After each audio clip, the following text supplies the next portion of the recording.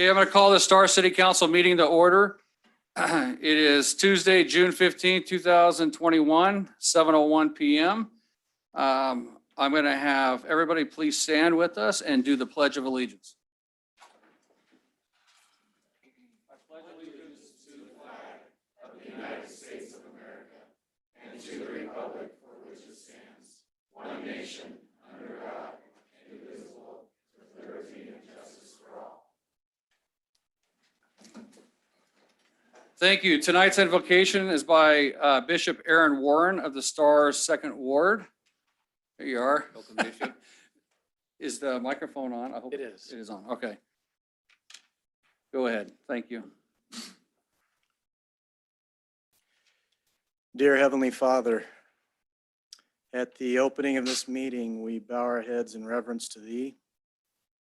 We give thanks for this great country, for the freedoms that we enjoy. We give thanks, Father, for this beautiful community and city that we live in. We give thanks for the sacrifices and the service rendered by many who work for and in this community. We give thanks for the opportunity to meet freely in a public forum. We pray, Father, for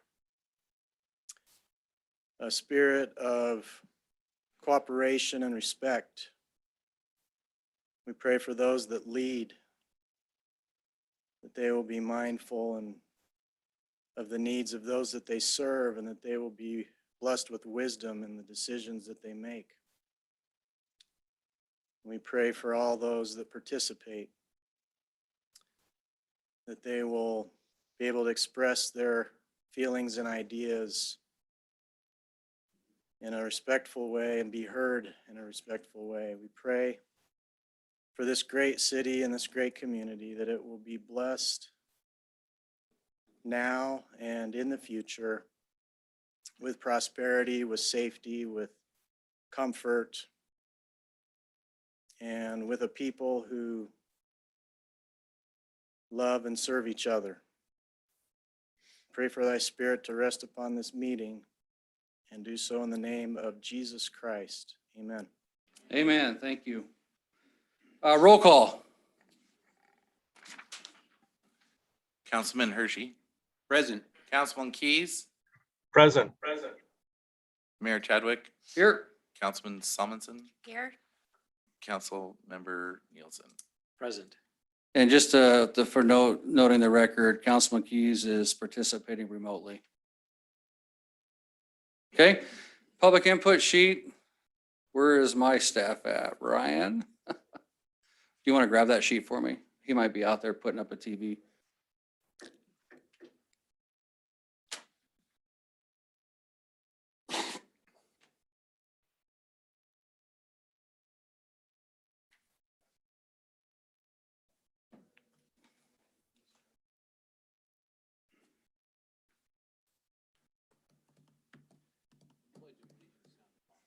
I know.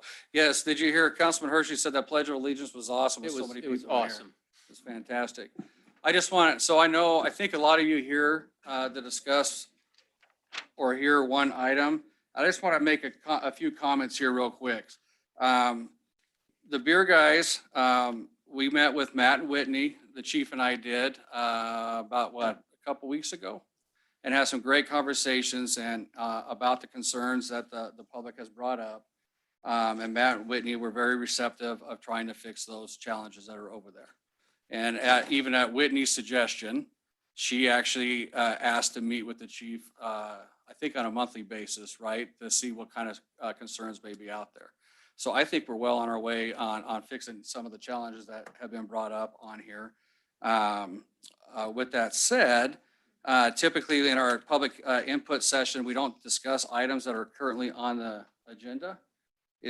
So if someone wants to talk about the beer guys, do we let them talk about it, or do we just stand with the letter that we received? I'm asking you, Chris, sorry. You were looking at me. Mayor, members of the council. I guess a couple of things. One, the wine beer, wine, and alcoholic beverage licenses are all on the consent agenda. And so normally consent agenda items are not items that we have any comment on, the routine items that are approved by the council because they've met whatever standards are applicable. And specifically with liquor licenses, we have a state statutory guidelines on how liquor licenses are renewed. There's also a city ordinance process that mirrors that statute. And there are really, for good or bad, I guess, depending on what side you're on, there aren't very many standards that have to be met. And so it's not necessarily really appropriate to take a bunch of public comment on any particular liquor license just because the public comment isn't relevant to the renewal process. That said, if there are problems, I know the city is interested in hearing what those problems are, and the city wants to make sure that every business in town is a good neighbor and doing things they're supposed to do. But as far as the relevance of whether or not the applications get renewed tonight, it is only based on the statutory standards that are in place, and which are all kind of in the liquor world. It doesn't have to do with noise nuisances or, you know, whether it's too loud or whether there's people that are drunk leaving the premises causing problems in the neighborhoods. Those things just aren't part of the process. Whether they should or shouldn't be is a whole separate conversation. They just aren't right now. And so as far as whether or not the city wants to take public comment, normally we do not take public comment on items that are on the agenda. But it's always up to the discretion of the city if you want to. But again, whatever the public comment is tonight isn't necessarily relevant to the renewals because city staff has conducted the evaluations according to the standards that are established in city code and state code and determined whether or not the renewals are appropriate based on those specific legal guidelines. Okay, Mayor Chadwick. Councilman Nielsen. So we've got a bunch of people here tonight. Of course, I don't know if they've signed up to speak. I don't want to hear 25 or 30 people talk about this, but if this group wants somebody to speak, I'd be interested in hearing one or two people that they might want to select come up and tell us why they're here. Okay, I got 2 people that signed up. Well, that meets the limit. Mr. Mayor? Did someone say Mayor? Yeah, Mr. Is that Mayor? you, Michael? It was Councilman me. Keys? Okay, sorry, go ahead. If the people who signed up don't have comments that are specifically related to the renewal of the license, I would love to hear what they have to say. Okay. Sounds good. All right, so I'm gonna ask Miss Donna Roten. Did I say that right? Okay. We got 3 minutes, okay? And just so everyone's aware, there's 3 minutes of public comment. Kind of Great. nervous because I haven't spoken public for a long time. That's okay. Mayor Chadwick and council, thank you for the opportunity to come and. I'm sorry, would you pull that microphone right down in front? Oh, yes, we gotta make sure Can't everybody hear can me? hear you. And you gotta Okay. state your name and address too. Okay, please. my name is Donna Roten. My address is 131 North Main Street in Star. Mayor Chadwick and council, thank you for the opportunity to come and share with you some concerns as a fellow citizen. I already told you my name and my address. My home is 550 feet from the Beer Guys Saloon. I've lived in the same address for 27 years, and until the Beer Guys opened, there were not many excessive noise issues. I'm not the only resident irritated by the excessive noise coming from the Beer Guys Saloon because their location has residential areas in front and behind. Last summer, my neighbors and I experienced excessive noise coming from the Beer Guys Saloon, but thought that there was nothing we could do about it. In order to get away from the noise, we had to stay inside and close our windows. However, when the excessive noise started up again when the weather got warm, we decided that something definitely needed to change. We're missing our quiet evenings outside, and I don't want my 2-year-old grandson repeating swear words that he hears coming from the bar. When they had midget wrestling 2 or 3 months ago, it was coming from the bar over a loudspeaker. I'd like to say kudos to the Beer Guys Saloon for being much quieter the last couple of weeks.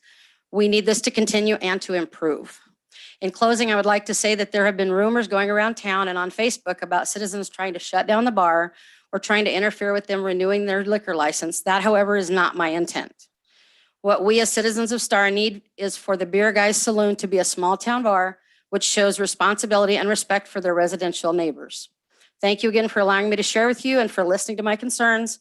Do any of you have any questions? Go I ahead. have one, and this is a little unorthodox, so just throw something if this goes wrong. I'm just curious. I see a very large crowd. How many, just by raise of hand, are supportive or in favor of the testimony that Ms. Roten just gave? I just trying to get a gauge here. So I see a lot of, I know some people in here. I don't recognize everybody. I was just curious. There's about 28 signatures from my neighbors and people that are in the areas where they're experiencing these excessive noise And you did state, irritations. the last few weeks has. Yes, yes. So I've been talking to Mac And we just and, gotta remind everybody that we did speak with Whitney and Matt. They came in and Right. talked to us and they are working to fix that. was situation. very impressed. They had another midget wrestling last Tuesday.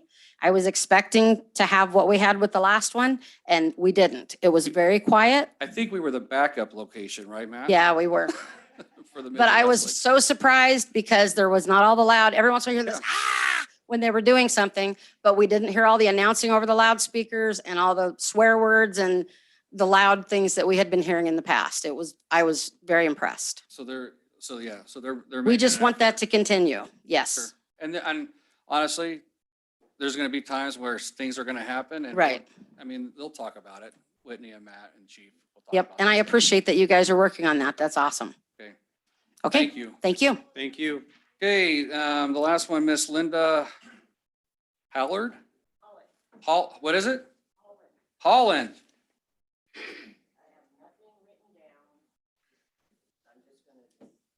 So just state your name and address for the record and pull that mic. You can pull it down. There you go. My name is Linda Holland. I live at 205 South Knox, right behind this building right here. And I'm here to support Beer Guys. I believe that the music needs to be calmed down at 10 o'clock. And the cuss words, I live close to. Me personally, I haven't heard any cuss words. I sit outside. It does get noisy at times. But I haven't had any problem with it. These folks here, I respect everything that they are saying. Matt and Whitney are working with you folks, and I think that's great. I just, I see a lot of businesses coming into Star. It's just booming. I've lived in this town for almost 26 years and gone from no street light to street lights to everything. And I love this town. And we're going to get so many more businesses in here. This is crazy. But I'm just here to support them and to support the other folks here that the noise in their neighborhoods. I agree that the kids don't need to be hearing this kind of stuff. And more, there's going to be people that are walking down the street that are going to be yelling and drunk. And what do you do about that? I mean, I don't know what to do about that, but I'm just here to support them and just give my opinion because I live close to the bar too. But me personally, I haven't heard any swear words. So, thank you. Thank you. Okay, that's all that signed up for the public input. We're going to move down to item 5 on our agenda, which is the committee reports. Do we have somebody from the Transportation and Pathways Committee? You come up Mr. here. Mayor, Councilman Keys. I have the report from the committee chair that I'm prepared to deliver if there's nobody else from the committee there. Oh, beautiful. He's on the, yes, go ahead, Michael. You said Transportation Committee, correct? Correct, I did. Okay. So this is a report that was submitted by John Tenson, the committee chair.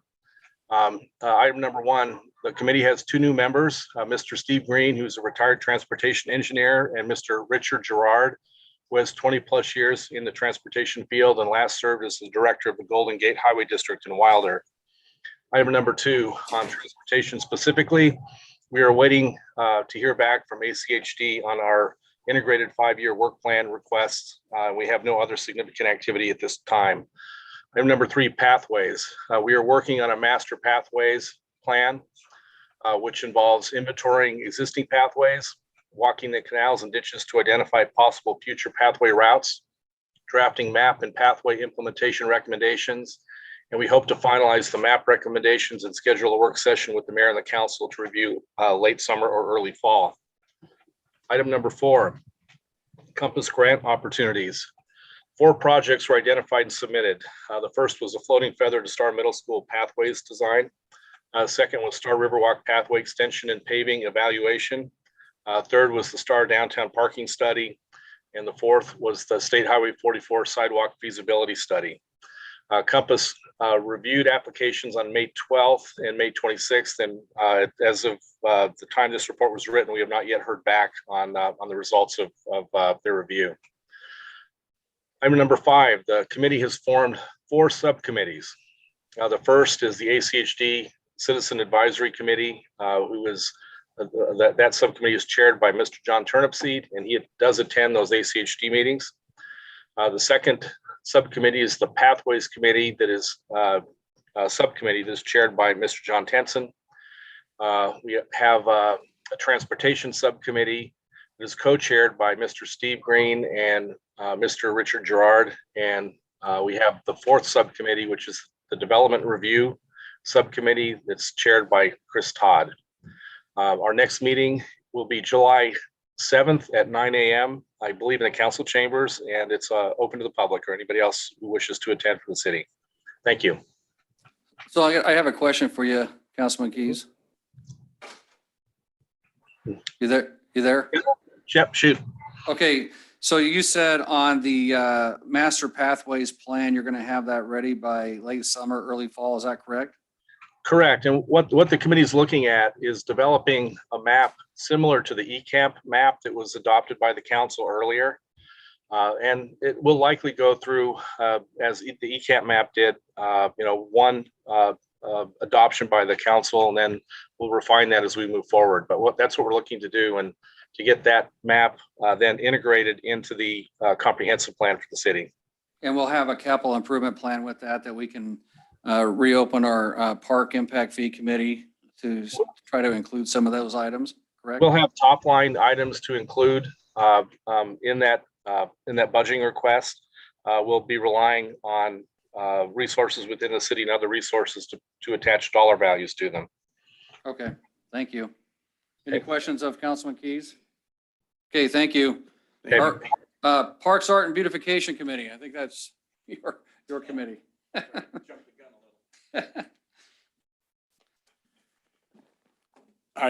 Just state your name and address too for me. Oh, okay. Christopher Cox, 1140 North Mira. And thank you, Mr. Mayor and City Council. I'm here on behalf of Matt. He was unavailable tonight.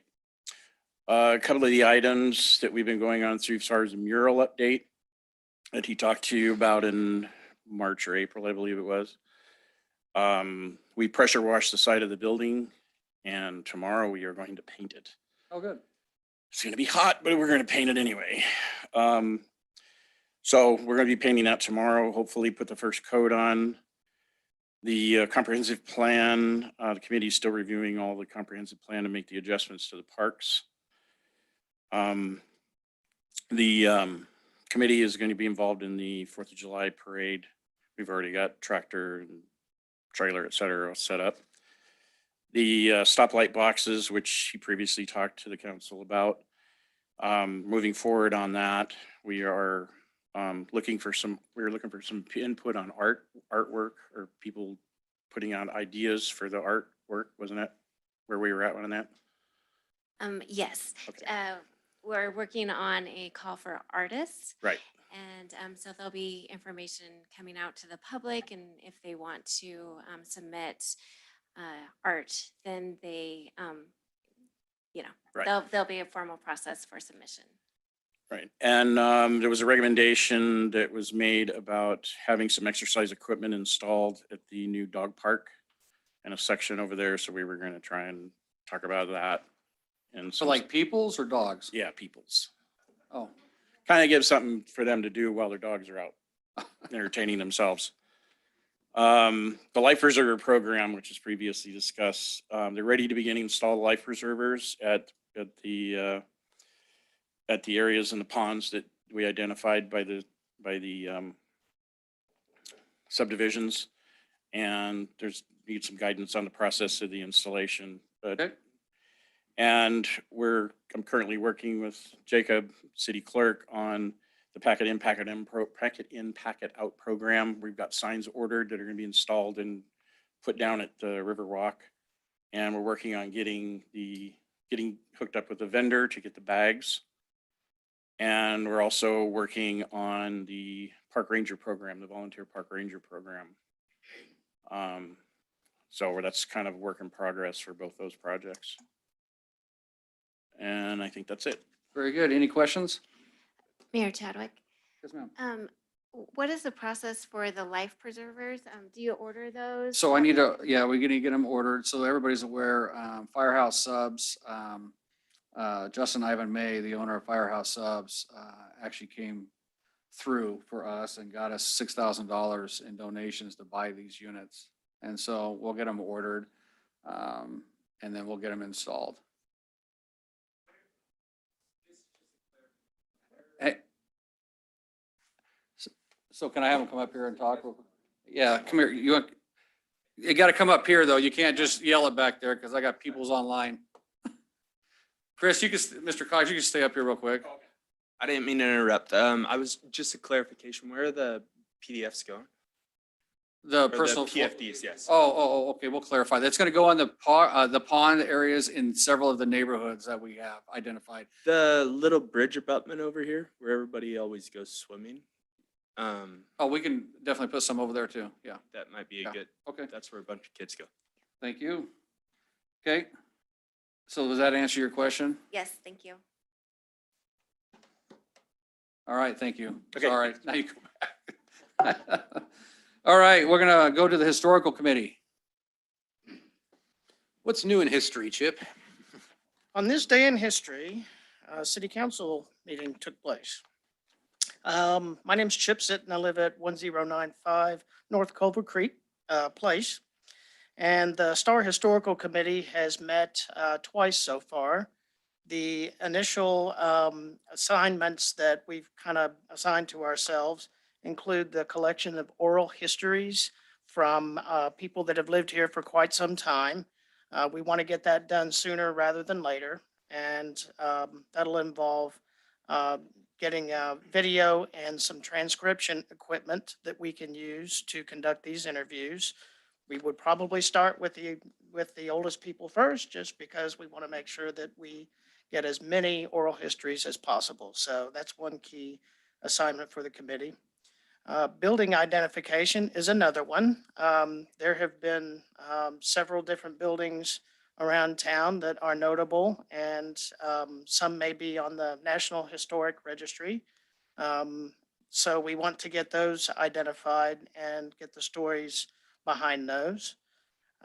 Cemetery records are also important to the committee. The Star Cemetery, I know from our Lions Club going out and placing flags there, there are several veterans that are buried out there, including some Spanish American War veterans. So just cataloging all the history at the cemetery is of importance to the committee. The Oregon Trail also went through Star area, and quite a bit of from what I'm told, is Moon Valley Road was a part of one section of the Oregon Trail. So we would like to possibly identify those old areas and maybe even work with the Pathways and Beautification Committee to document those and possibly have some plaques or signs or historical references put up. And we all know that canal construction was an important part of the growth of the city of Star. So we would like to focus on that as well. The committee members also were reminded by Jacob of the importance of the Idaho State Historical Archive. We will probably actually go on a field trip to visit that so we can become familiar with it, because we feel that there are probably some valuable records at the State Historical Archive, as well as the Idaho Statesman Archives. So that is essentially the business that we've done in two initial meetings. And if there are any questions, I would be happy to answer them. Any questions?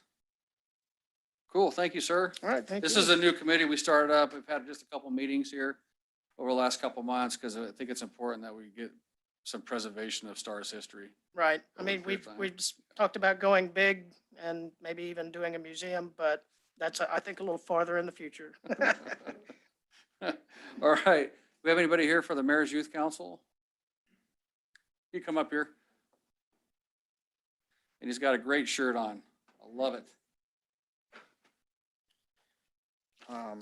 Just pull the microphone up to you and just state your name and address and then get going for the, on the record there.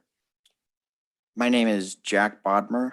My address is 12125 West Fox Haven. In our last meeting, on Thursday, June 3rd, 11 student participants. We had two advisors. We are preparing for the hometown celebration fundraiser, and our goal is to sell 2,000 raffle tickets.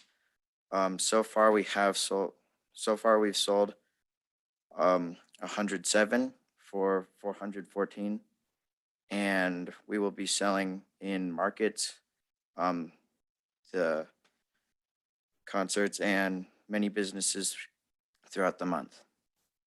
We will be receiving a card reader so that we can accept donations through credit card, and so we don't lose sales when people don't have cash available. Yep. We've received several donations from local businesses for our raffle on the 4th of July to promote shopping local and help local business owners market their business in front of the anticipated 5,000 people attending the celebration. We've made $95 at our markets this year, and we have sold 2A hats for a profit of $125, which we have a total of $634 towards our scholarship funds. And that's Awesome. Any questions? I do ask, Mr. Jacob. Oh, I'm sorry. Were you still going? Did I cut you off? No. No, I was going to ask you a question about the card reader. I just need the prices, and then if you can jot down all the things that you want to take a credit card for and hand it to me before you leave, that's going to be very helpful. If you can do that tonight. Sure you can. With him and Julie? Yeah. Awesome, man. Thank you, sir. Appreciate it. Jack.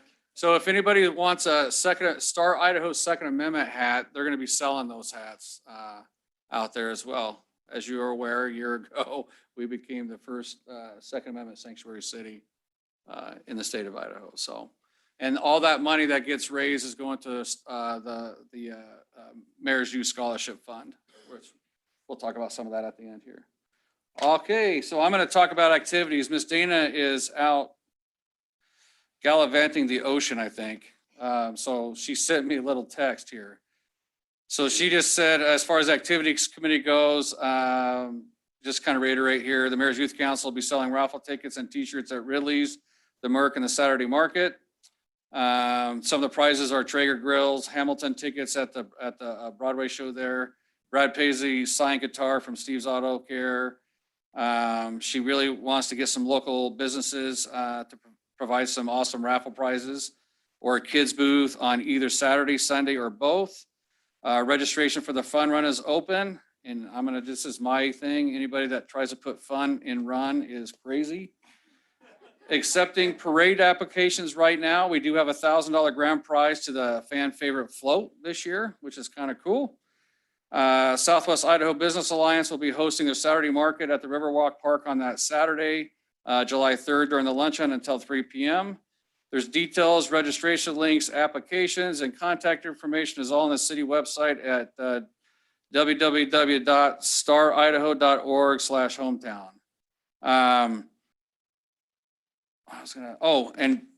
I think we're gonna have a lot of people out here because I just saw today the city of Boise's 4th of July parade has been canceled. So I'm assuming we're probably gonna get quite a few folks out here. But we know how to celebrate, right, here in Star. All right, so we're gonna move on to item 6, which is the police budget presentation by Chief Vogt. Oh, I thought you were gonna pass it off to your.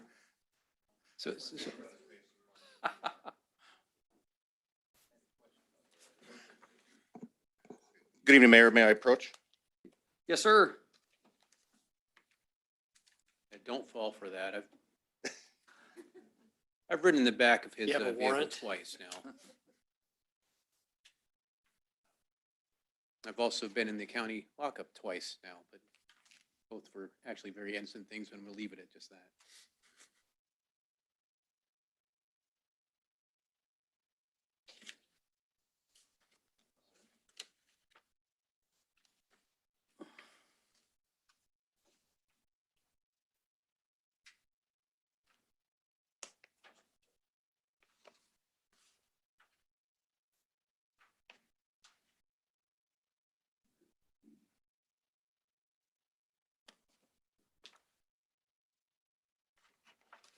Good evening, Mayor, Council, Jake Vogt, Star Chief of Police. I stand before you today, this evening, to present the proposed Star Police budget for fiscal year 2022. Before we go over the numbers, I would like to recognize our Patrol Services financial analyst, Nolan, back there. He prepared and presented this for me, so I really appreciate his hard work. And he's also here. If you have any questions that I can answer, I'll phone a friend and I'll ask him to come up.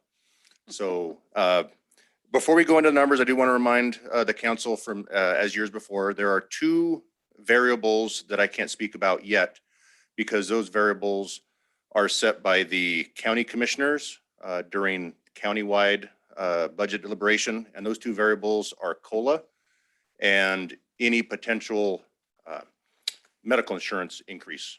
Rate increases. So those aren't set yet. We hope in about a month, those will be set. If you do remember, I believe it was last year or the year before, there was a slight increase after I presented the budget, so we had to adjust some stuff. So as I present to you today, please know that COLA has not been set and any potential raises in health insurance premium. Sometimes those costs are absorbed by the county. Sometimes those costs are absorbed and passed on to the employees.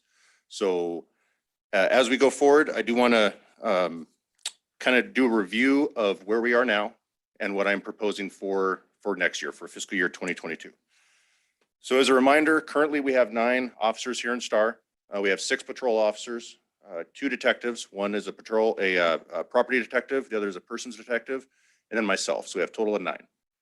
Of the patrol officers, the 6 patrol officers, they are split on 2 shifts, 2 sides of the week. We have opposite sides of the week, and there is a piece of paper I provided you. It looks like a calendar with silver and blue colors listed for the dates.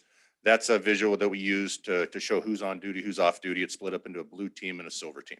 So as I speak about 2 opposite sides of the week, that's what I refer to. So you can see the schedules kind of rotate throughout the month, so it's never the same days on and off. So getting into the actual contract budget for next year, the first several sheets is an overview that Nolan puts together to kind of go over what the contract looks like. And again, these are same things you would have received in the past. Some updated cost. We go over personnel. Obviously, the total cost of personnel is not just a take-home wage. It's FICA, Medicare, retirement, all those things. So when you see the actual wage, it's the extended out wage for the employees. The overtime, I do want to mention, whenever we do budget and do the contract, we budget for $4,000 per officer per year. Just for example, fiscal year 20, whenever we do go above that, and we do go above that every year, that extra additional overtime cost is absorbed by the county. So I'll just take you back to fiscal year 2020. If you remember, we had a military deployment for several months out of the area. We had several deputies that had some off-duty injuries that were off for 3-4 months at a time recovery. We don't just let those spots go, uncovered. We do, staff those, and sometimes it does have to be overtime. So for fiscal year 2020, the budgeted amount of overtime was $25,000. What we actually spent was $109,000. So that $94,000 was absorbed by the county at no additional cost to the city. So I do want to acknowledge that. We don't have any military deployments planned this year, so that's good. For the vehicles, there's 3 factors that go into the cost of the vehicle: the depreciation, the maintenance, and the fuel cost. Obviously, the fuel costs adjust each year. This year, we're going with the estimate of $3 a gallon which is up slightly from last year. The price of the vehicles, we do use the Chevy Tahoe this year. If we can get them, they're kind of backed up because of COVID, but it's going to be a new model. And so it's a little bit higher cost for this new model, plus all the equipment, you know, all of our cages, et cetera, that we have fit the old model. So we have to get all new stuff countywide. So there is a slight increase in the cost of the vehicle, and that's why.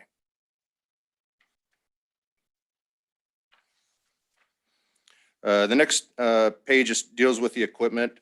The calculated cost across the ways is for not just the officer, but all of the equipment separate from the vehicles that we use. Gun, uniforms, belts, our on-body video, the storage for that on-body video, which, as you can imagine, is pretty pricey. All that is included in the equipment cost. The operating budget is, you know, a small budget that I can use to buy equipment specifically to our needs for our officers. Going to the next page, the shared services credit. That is, you know, we understand that with the 3 contract cities, Eagle, Star, Cuna, and then unincorporated Ada County, there are times when Eagle has to come into Star to help us. We have to go out to help, you know, unincorporated Ada County, vice versa. And so the shared services credit is our understanding that sometimes you're going to have your Star police officers out of Star assisting either unincorporated county or Eagle per se. So it's actually a credit that we give back to you because of that. And again, you know, sometimes we're helping them, sometimes they're helping us. So that's figured out as a 7% discount. So once the budget's figured out, you're then credited 7% for that shared services credit.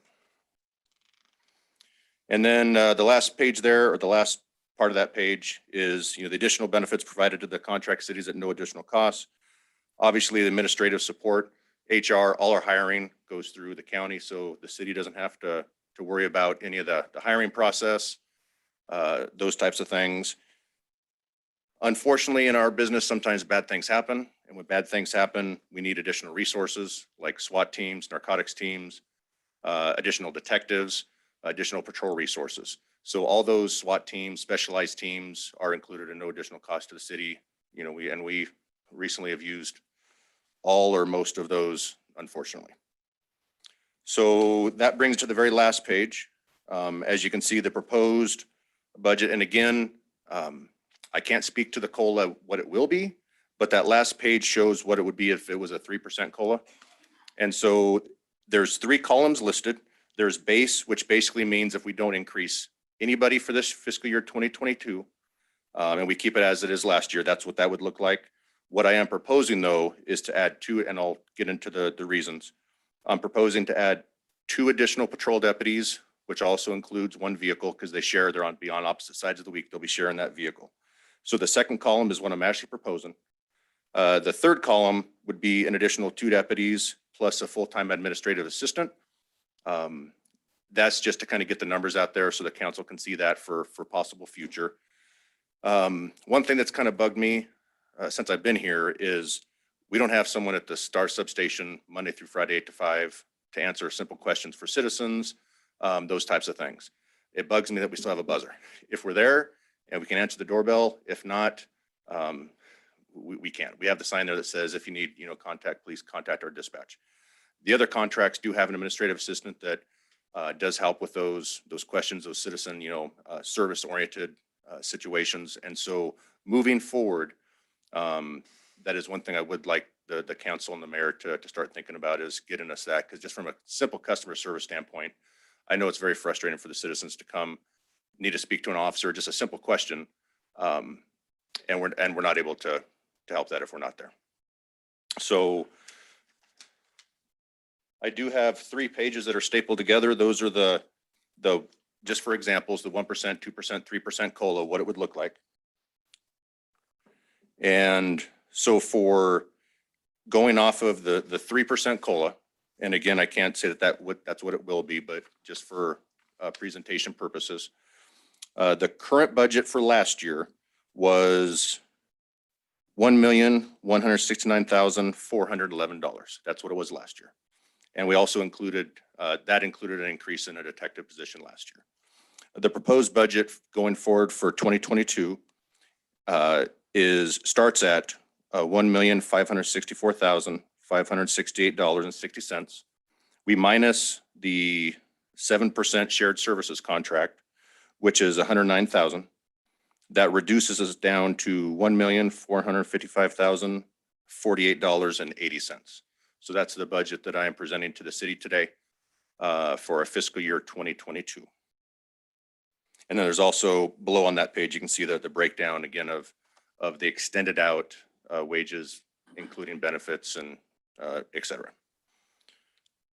That is what I have to propose to the city today. I do want to mention there is a national standard in law enforcement as far as, you know, what's appropriate level. And it gets kind of difficult when we have contract policing where we have that shared services or philosophy. Nationwide, the agreed upon standard is 1 officer per 1,000 citizens. Now it's a little different with us with the shared services because, and that's for a standalone agency. We can call Ada County unincorporated at times. We can call Eagle at times, but they're getting busier also. So although we do look at how many officers per officer, you know, per citizens, and in discussion with the mayor previously, we're estimating the population currently the city is about 14,500. If we're looking at, you know, the 6 patrol officers at 14.5, that's 0.41 officers per 1,000. If we increase it, which I'm asking to increase our patrol officers up to 8, it'd be 0.55 officers per 1,000. Now, that's if you look at just the patrol officers. If you also include the detectives and myself, which would be currently 9, with the proposed, it would be 11. With 9, it's 0.62. With 11, it's 0.75.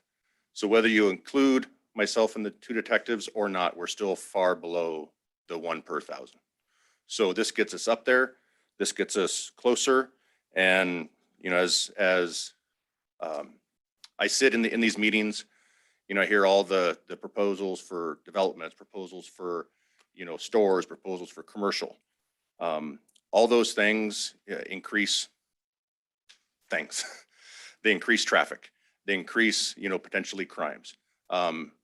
Just by we got more people. So I think we could agree that the city is definitely growing pretty heavy.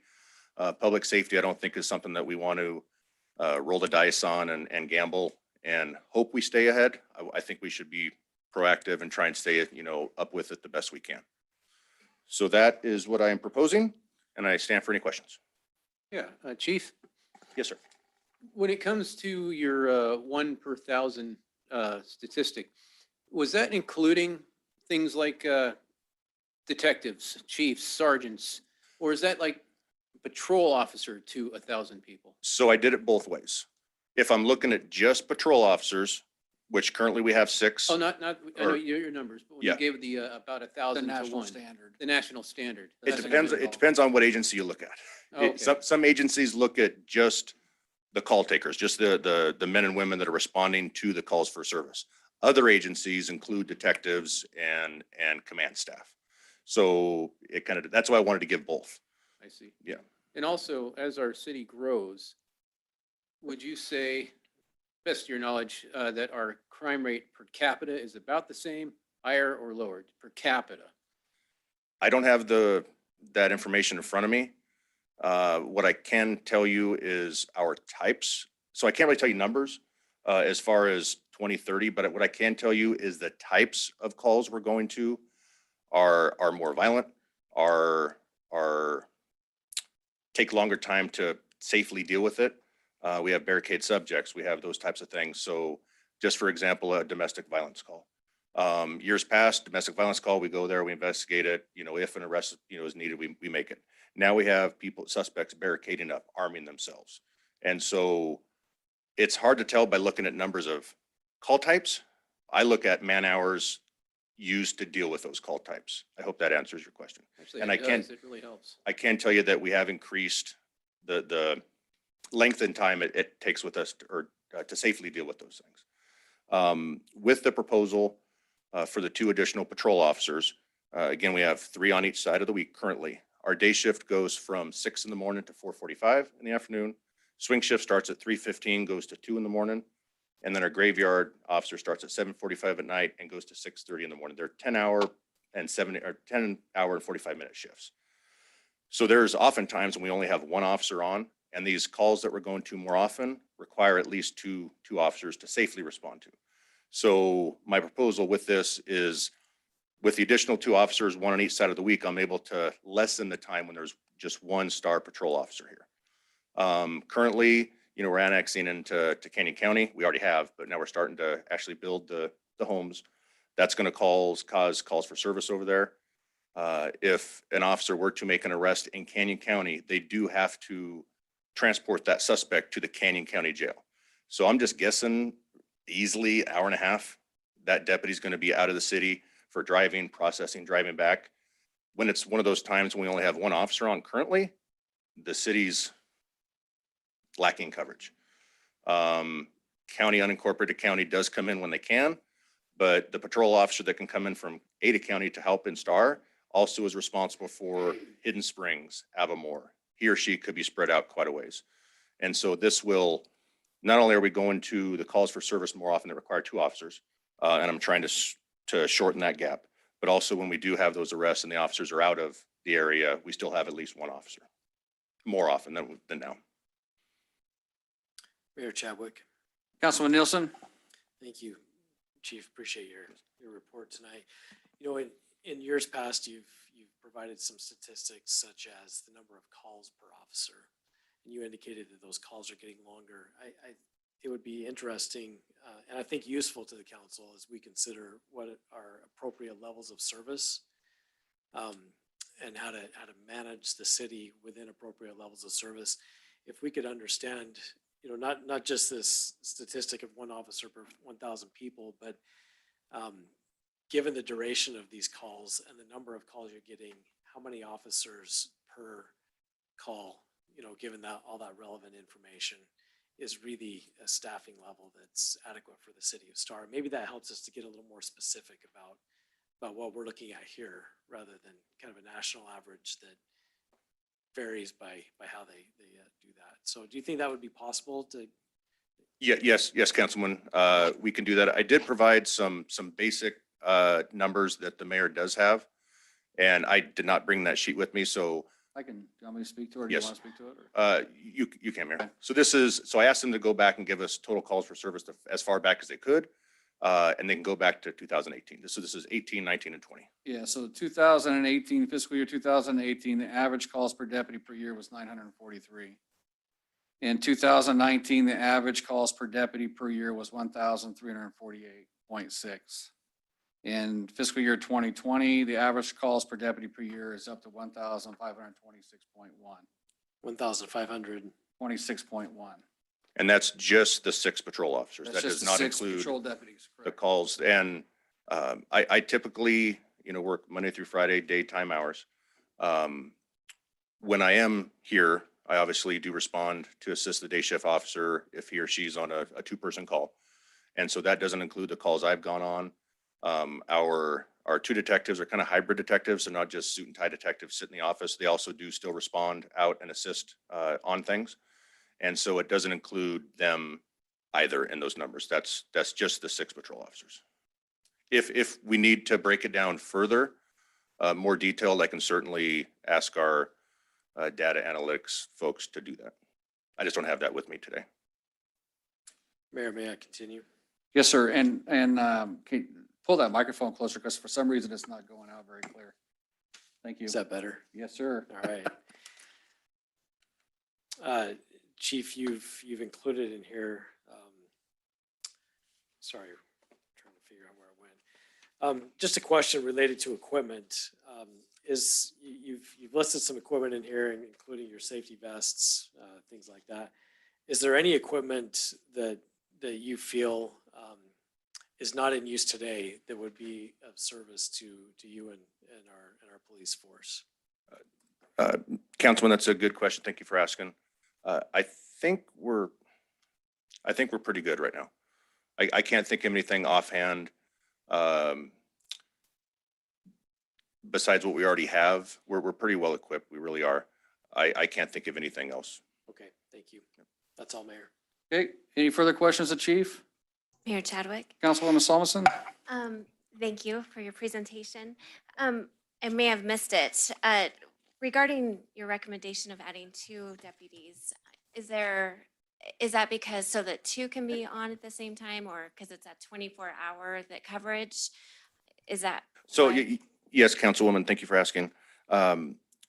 So with the 2 additional officers, again, keeping in mind, we have 2 complete opposite sides of the week as far as patrol coverage, as far as teams. The 2 officers would add 1 officer per side of the week. And so they would basically mirror each other. And that's why it also includes 1 vehicle cost, because they'll be sharing a vehicle. Okay. So currently we have the 3 and 3. Then with proposed, it would be the 4 and 4 officers Okay. All right, thank for you. a full 24-hour 7 coverage. Gotcha. Sorry, Mayor Chadwick, Councilman Nielsen? just one more question. Okay. Do these costs include what it takes for you to have that guy drive one of your cars and Oh. inflict damage on it? And Yeah, post that- all over Facebook about it? That is included in our maintenance cost for our EVOC training and yes. We that didn't is lose covered. much rubber on the tires, so. Just a few cones. Councilman Keys, can you hear us? I can actually, Mr. Mayor. Yes, sir. I actually have a question for you. If you could speak for the record for a moment about the ability of growth to pay for growth as a result of House Bill 389, Well, which we're- we traditionally well- use to increase our public safety budget, and how that might affect this request. Yeah, we have a discussion item for House Bill 389 on here that we're going to do here just a little bit, that we can address all that at. Did you get that? I did. I just thought it would be timely just to get a quick summary of what we might have been able to use under our budgeting process before 389, and what we expect to have in our budgeting process in this cycle to respond to this specific request. No, I understand, and I was fully, I guess I'm fully prepared to discuss it in the H Bill 389 anyway. So we'll just wait for that, so we don't go off topic and off track at that point. Okay, You got any questions for Chief, though? not specifically, not at this time. Okay. Thank you. Any other questions of Chief? All right. Thank you, sir. Thank you, Mayor. And I hopefully in a month, we'll have those confirmed COLA and potential health premiums. And Nolan will give me an updated sheet, which I will forward on. But I wanted to give you those. But if we numbers. budgeted for the 3% side of it Is that the with that, maximum? then that's the maximum, I think. Well, that we said, I've right? seen anywhere between 0 to 4%. Oh, I got you. Okay. So, yeah. Alright. And I could ask Nolan to give me a 4% in the next day or two that I could provide, just so you guys have that also. Thank you, Nolan. Thank you. Yeah, appreciate it. Thank you. All right. We're going to move on to item 7, the consent agenda. And we are going to remove the minutes off the consent agenda as they were not ready, just as so you're aware. Okay? Anybody? Mayor Chadwick. Councilwoman? I move Make to, sure you speak in that thing. I move to approve the consent agenda consisting of item 7A, approval of claims provided and previously approved from June 1st to June 15th of 2021. No minutes. Findings of fact, 7C1, Moyle Village / Heights Subdivision. Do I need to read the? No. Okay. 7C2, Cranefield Subdivision. And item 7D, 2021 beer, wine, and alcoholic beverage licenses. And item 7E, Star Transportation Committee, additional members, Steve Green and Richard Gerard. Okay, we got a motion. Do we have a second? I'll second. We got a motion, a second. Any further discussion? Mr. Mayor, Councilman Keys? I just want to clarify that the council's received amended findings for both Moyle Village and Heights subdivisions and Cranefield subdivision, which are different from what's in the packet on the website, and that what we are in fact approving tonight is different from that. Yes, and the website has been updated with those updated findings. Okay, Mayor thank you. Chadwick, Councilman Nielsen. just for the record, I have received those amended versions and consider that part of this approval. Okay, I as well. all right. Any further, Michael? That's all I have. Okay, we got a motion and a second. Any further discussion? Okay, hearing none, all in favor? Aye.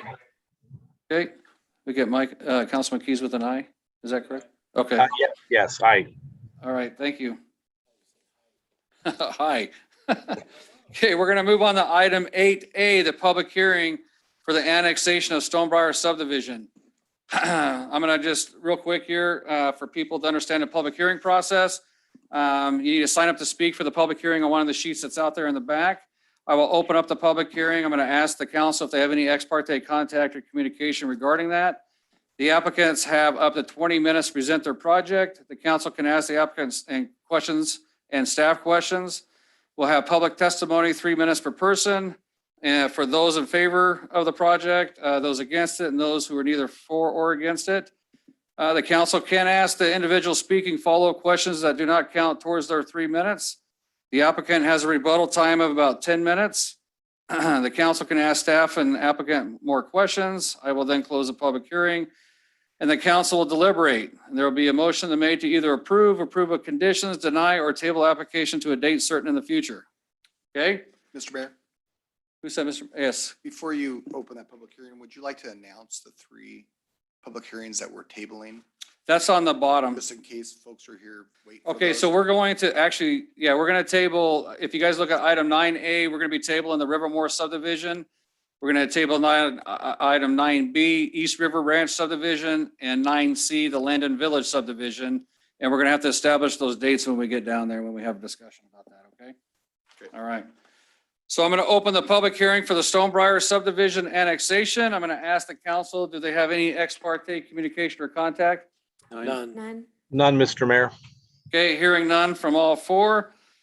Sean, I believe, is gonna be the presenter of this. Is that correct? Yes, Okay. Mr. Mayor, would you Oh. put the exhibits on the screen? Let's see if Yeah, I can it's all right here. control them. Let's see, where's the, give me the presentation spot, guys. Where do I click to get you your presentation? Control L? All right.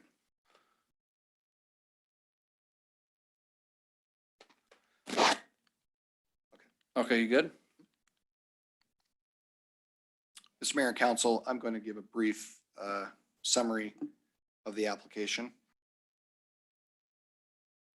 This is a request by the Stonebriar Homeowners Association to annex and zone the existing Stonebriar subdivision, which is located on West Joplin Road in Star, which is east of Star Road. It's south of the Boise River. There's approximately 147 acres within that subdivision. The subdivision was platted through Ada County back in the 2000s. There's 13 existing residential lots and associated common lots and out parcels making up that 147 acres. We do have signed affidavits from each of those owners requesting the annexation application. The applicants have held a neighborhood meeting, pre-application meetings, submitted the proper fees and notifications. The public has been notified. Agencies have also been notified. The existing comprehensive plan, which was adopted or revised and adopted last year, shows this property as rural residential with a special transition overlay. The requested zoning with this annexation would be RR-DA, which meets the intent of the comprehensive plan future land use map.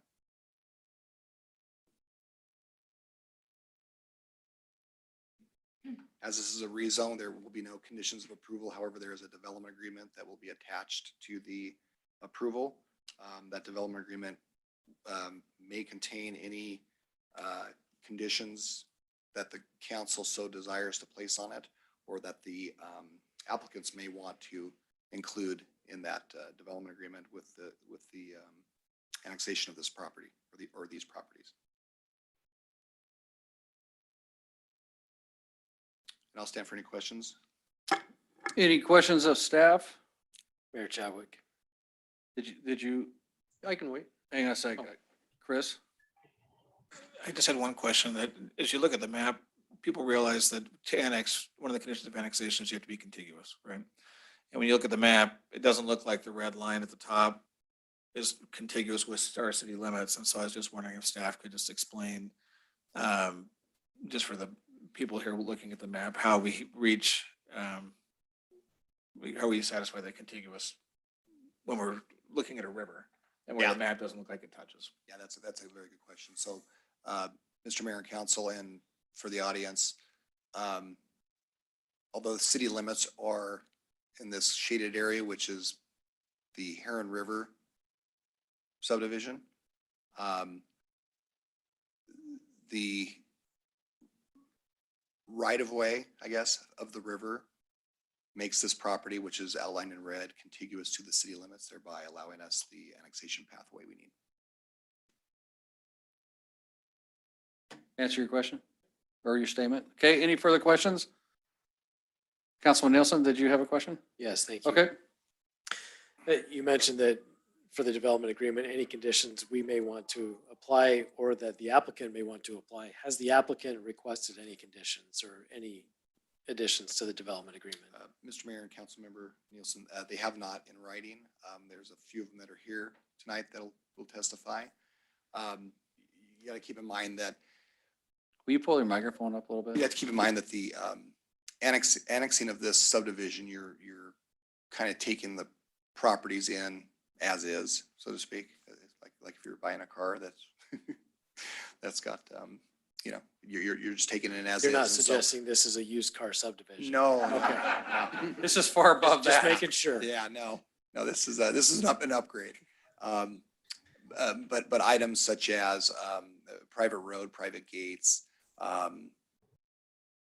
lot sizes, floodway issues, those are all things that you'll be bringing in with that subdivision into the city. So those are things that we can address if we need to: fencing, lighting. Obviously, this is a rural development, and so we're not going to want to place conditions on them or make them upgrade fire hydrants, street lights, things like that. We're kind of getting it as is. If there are certain things that you would like to see, you can request those. The property owners could also request certain things or certain conditions to be placed in there to kind of protect their interests. So right now, there's not anything specific, but something we can address and place in there if we want to. Okay, thank you. And are these all 10-acre lots? The minimum size is 10 acres. The minimum size is Yeah. 10 acres. Okay. It was developed as in the RR, rural residential zone, back in the 2000s. Okay. But it is in our impact area. Okay, Yeah, Mr. Yeah. Mayor. Go ahead. Councilwoman Salmonson? Oh, okay, I'll go ahead. So can you tell me a little bit about lot 14, block 1? I believe that's a common area lot or common area lot. What do you want to know about? Or is there a home on that lot? Mr. Mayor and councilwoman and I guess council, this is the lot that Yeah. Councilmember Salmonson is referring to, lot 14, block 1, which is a common lot. So there's no development on that property. It's owned and maintained by the homeowners association. Okay. Has there been any discussion with the applicant about a public easement for like a green belt along that side of the river and through that lot? There has not. Okay. Would that, can we, I know with the I think that's south of something that the could be- area sub-plan, right? Or sub-area plan south of the river, that's a whole mouthful. You know, we've talked about having a green belt along the south side of the river. So if we want to do that, I mean, do we need to do that now, you know, as this property annexes in through a development agreement? And if we don't do it now, what are the consequences, or how would we work with them in the future? Yeah, I would suggest bringing up the subject, and the neighbors are here, or a Okay. few of them are here to talk about it and just see where it goes. Okay. So just, This would be the time to discuss it, because it could be placed in the conditions with the development agreement, something that could be negotiated with the neighbors. Okay. The issue has not come up to date. Okay. Thank you. Sir. so I only got one person that signed up, so I'm going to ask when we get done talking, if anybody that's part of that Stonebriar wants to come up and speak, just so you're aware, to address that question from Ms. Amundson. Okay, Mr. Mayor, Councilman Keys. so I'd like to extend a question about a future greenbelt easement along that common lot, but I'd like to condition it upon the fact that would actually connect to something at some point in the future, which could be decades from now, it could be never, it could be in 5 years, but that easement would only become active if there was a literal connection to it from either the east or the west. I'd also like to, I know that staff talked about accepting this as is, but I'd like to explicitly put in the development agreement that the city acknowledges that there may be non-conforming accessory structures or uses that we are grandfathering in at this point, and just make sure that we're really clear that if something comes up later, that was anticipated in this hearing, and that we are doing our best, I guess, to protect the current nature of that subdivision and see it continue as it is going forward. Okay, you got that, Sean? Yeah. Okay. Very, very good. Mayor comment. Chadwick, Councilman Nielsen. Councilman Keys, if we can talk about that for just a minute. I think the only concern I'd have with what you recommended there is that we identify what are non-conforming structures, and I can't remember how you said that, but let's identify that so we know what's grandfathered in, and we don't just grandfather everything in perpetuity. Well, specifically what I'm thinking of is, I've not been to the property, so I don't know if this exists.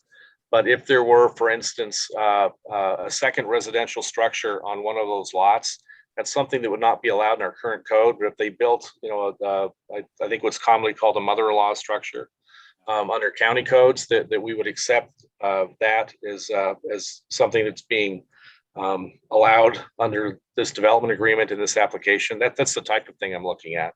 Sure, I understand what a non-conforming structure is. I think my concern is that we have an inventory of those as of the date of annexation. Mhm. That's what is being grandfathered in. And that's my intent. I'm not approving that or suggesting that we would approve something non-conforming going forward without going through a public hearing process. Right. Or And- permitting process. Mr. is Mayor, what it would be. Correct. we do have language in our code that talks about non-conforming uses and how we deal with those. So, okay. It's also in the state code. Yeah, good point. Any further questions before I move to public testimony? Mayor Chadwick. Councilwoman? So regarding the flood zone, do we, by annexing it in, do we have to, do they have to do anything to meet our flood zone requirements? Or is that putting the city at risk in any way if we don't require something on their end to meet our flood requirements? Mr. Mayor and Council, the staff did do a public records request with the county, and we're going to get all the records from them, building permits, any flood information, and then we can analyze that and have our flood manager look at those as well to make sure there isn't anything in there that's. Okay. I'm assuming that the county has a similar process that we have for looking at building within the floodplain. And so we can just verify that everything's been Okay. met. And when was this neighborhood developed? Okay. 2002 for the So it's record. not like from the 1800s or anything. No, no. No. Okay. Yep. Thank you. Okay. Any further council? Oh, yes, sir. Councilman Hershey, you got cut off many times. Sorry. Well, some of my questions got answered. I just wanted to clarify that you said every current homeowner, landowner in this area has signed an affidavit saying this is cool. Correct. Just making sure. Yep, No it's in the- holdouts. Yep, it's on the record. Okay. All right. Any further questions before I move on? Mayor Chadwick, Councilman Nielsen? I feel like we should probably have a more elaborate discussion on this pathway thing before we invite people to come up and talk so that we can get all that into the record in the right order. Would that be Sure. okay Let's, to do can that? we have those, we could have that discussion now, right? Before we get into so they can answer our questions now. without Yeah, it's following better to them do back it up. now than after Following them everybody's back up already again. spoken, yeah. So to that end, as I'm looking at the map here, lot 10, block 1, the Kaufman folks seem, that appears that they would be individually affected more so than just the common lot in Stonebriar and perhaps lot 11, block 1, Jameson residents as well. And so I guess I'm just curious as to what the council's thoughts are as far as requiring an easement to go across private property and not common property. Let me get my 2 cents here. I think it's more worth going through the common property and utilizing footbridges, structures, to go across and connect, because we're gonna want to connect anyway to the other side of the river as well. So you're suggesting that before you get to the private residence, that there's a footbridge over the river to connect to the path on the north Right. side? Okay. Yeah, and potentially utilize the high water mark if we have to, that you can see on there for a path of some sort too. Yep. For shortcut. Yeah, Mr. Mayor. Councilman Keys?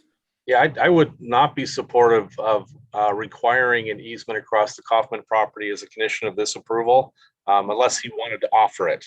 My intention was to add that language only for the common lot. Right. Yeah, and I think it makes sense with Heron River, what is Yeah. the East Pond, is just on that north side. So, I mean, it's easily, we could do that and it's not that, It'll take some work to yeah, get that it'll take approved, some but, work, but. but the if likely, I mean, that's it's what- years away before any Yeah. pathway is going along that South River. So would we need to change that language then for the future connection either from the east or the west to not be a connection from the west, but the easement would come into effect if there was a connection available from the east, or if the city of Star decided to make a connection available to the Star property on the northern side of the river? Right. Okay. Yep. Did you hear that, Councilman Keys? I did, although I could envision a situation where the Kaufmans or some future owner might enter into agreement to sell an easement to the city across their private lot, which could potentially allow that pathway to continue to the west.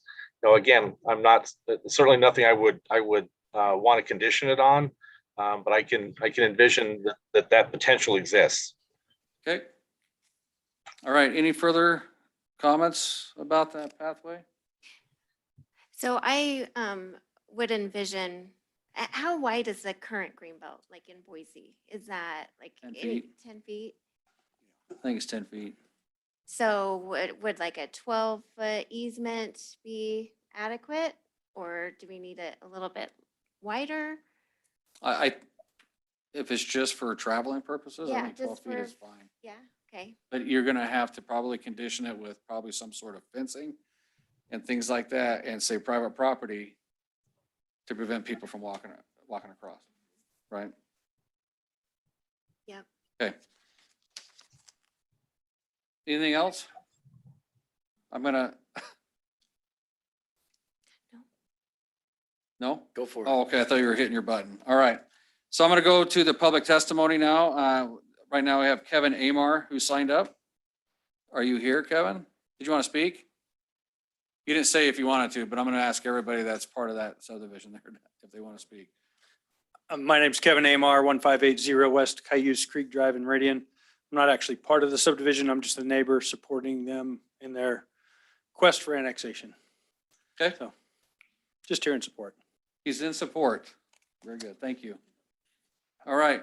So I'm going to ask the neighbors if, I don't know all the neighbors in that neighborhood, so I do know you. So if you like to speak, and then we'll just keep going for all the neighbors that are in that subdivision. So pull the mic down and just give it your name and address, please. Yeah, my name is Daniela Hansel, and I am the Stonebriar HOA president. I live at 7353 North Stonebriar Lane. And I don't know if would you like me to summarize maybe for all of you in the audience? We're seeking annexation into the city of Star for two primary reasons. One is for using the services. Primarily, we're going to be looking at using the Star, the sewer through the Star water, sewer and water district.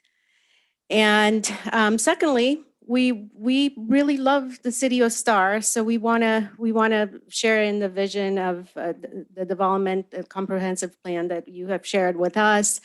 One of the reasons we appreciated the fact that we are rezoned to be rural residential with a special overlay for future development. And just in general, we wanted to maintain our current rural feeling of the neighborhood. I think it aligns with your vision in that sense. So that's what we're looking for. I think that we're aligned, and we can be part of the city's vision along that way. So I don't know if you have any questions for us. I have, again, everyone signed the application, so everyone is in favor of it. So I just wanted, so are you going to speak for everybody, or should everybody come up and Well- talk about specifically this pathway thing that we were talking Right. about along the? Okay, so I can address that. We Okay. haven't discussed it. So that's maybe something that I shouldn't make a decision on. I wanted to maybe consult with everyone. I don't know if you guys So this wanted is- to come in. What we'll do is we'll have them come up and just talk to that if they Right. want to, and just give us their input and stuff. about Right, that. right. think that's- I can think tell it's you appropriate. that, and my initial thought on it is that maybe we would be supportive on an easement on the common area. I don't believe on the Kaufman property that should be allowed, again, unless it's, something to be discussed with the property owner. Yes, Yeah. I'm not in favor of it being on the Right, Kaufman property. either. right. Right. So do you guys want to, I have a few. So I will, or if you're done, I'll call people up one at a time and they Oh. can get their information up here. Okay, Or you can call them up for me because you know them. I don't know 'em. okay. Kevin, you want to come in? Okay, thank you. Thank you. And state your name and address too, please, sir, for the record. My name is J. Kevin Brunk. I live at 7795 North Stonebriar Lane. I'm on the board of directors and the design review committee. I'm a real estate developer and a real estate broker and a general contractor and an engineering contractor. We moved here in 2010. It's my homestead I have 7 children. One thing about the path that's really serious is the liability issues. Right now, we're a private community, so our insurance recognize the fact that we are a private community and private street. If you bring public access to that, and I've already talked to them about that, it's going to be very hard for us to insure our property because they now have to insure. And who's going to, is the city going to indemnify us personally in our personal assets for any problem that happens with that easement when someone gets possibly killed or injured, or a child gets, drowns or something, because you're bringing our subdivision into those kind of problems that nobody wants to have, but they're very serious. And I think there needs to be a lot of thought before we move forward with this. And I would really just recommend to table it, and specifically the path. If you have any questions, I'm happy to answer any questions that you might have. Any questions? Mayor Chadwick. Councilman Nielsen? So I I think rather than table it, I think we could, Chris could probably speak to some of those insurance concerns here tonight. I'd really like us to have the dialogue and, Well, is he a city attorney? yes. Okay, because we would have to have our attorneys involved and our insurance underwriters involved also. Well, that's what I'm saying. and I I- don't think that you do, but so I'd appreciate. So Chris can to we weigh write in. it into the development agreement as such? Mr. Mayor, members of the council, you certainly can be part of the development agreement. One thing that's important, I think, for everybody to know is that under Idaho law, there's a statute that says that if either public or private owners of property allow their property to be accessed for recreational purposes free of charge, there is no liability if somebody gets hurt. And that's a state statute. It's basically indemnity it's an encouragement for people to allow their property to be used by the public. And so I would have your attorneys review that or have your insurance people review that as well. But we've used that with cities over the years in Idaho with the public parks and other things where if it's free of charge, open to the public, state statute prohibits liability as long as there's not some negligence or like you haven't like dug a pit obviously for somebody to fall into. But outside, but just generally Idaho does have some significant liability protection when things are made available for recreational purposes. I don't know if that's enough to allay any concerns, but that's Idaho statutory law. So. Well, we used to have a problem with access and people coming through our subdivision before we put our gates up and using that for recreation, high school kids, and it was quite a problem. Hunters, fishers, and we would give you that access as long as you made sure there was no connectivity from that access onto our Stonebriar subdivision. And which means you would have to build a fence so that if someone comes in, they're coming into private property and then we're protected with our insurances. And I think we could work with that as long as it's a reasonable and there's no trespassing signs. Because it's Yep. really a pathway just to move on along the river. And I understand and I'm for that. But if you build a bridge, there's more problems with that too. I don't know if I heard that wrong. Were you talking about some kind of a path from the north to the south? That's additional problems to talk about how that's going to work and lighting and noise and just traffic control and just really controlling because as the future comes and there's more people, it's going to be a lot of people are going to want to be there. So, and I think there's probably a lot of these type of paths in Idaho that we can look at over the years and the problems they've had and try to mitigate that and look toward the future. But that's something else we might want to talk about, that we would literally just give you the land and you would have to police it. You'd have your own liability. We wouldn't need an indemnity at that point either, but that fence would have to make sure there's no connectivity 4 foot so the baby can't come through or any animals, pit bulls or that could affect and come right into our backyard. Sure. I might suggest that there could be some connectivity, but only from your residence to and from. So maybe like a keyed or code type access. I think it'd be a travesty for you to give up some of your common area lot and then not have access to all of that the city offers, right there on the other side of the river as well. That's something to talk about. Yeah. Okay. Any other questions? Okay, thank you. Thank you very much. Appreciate it. Anybody else from Stonebriar wish to speak? I'm Nate Kaufman. My address is 8151 North Stonebriar Lane.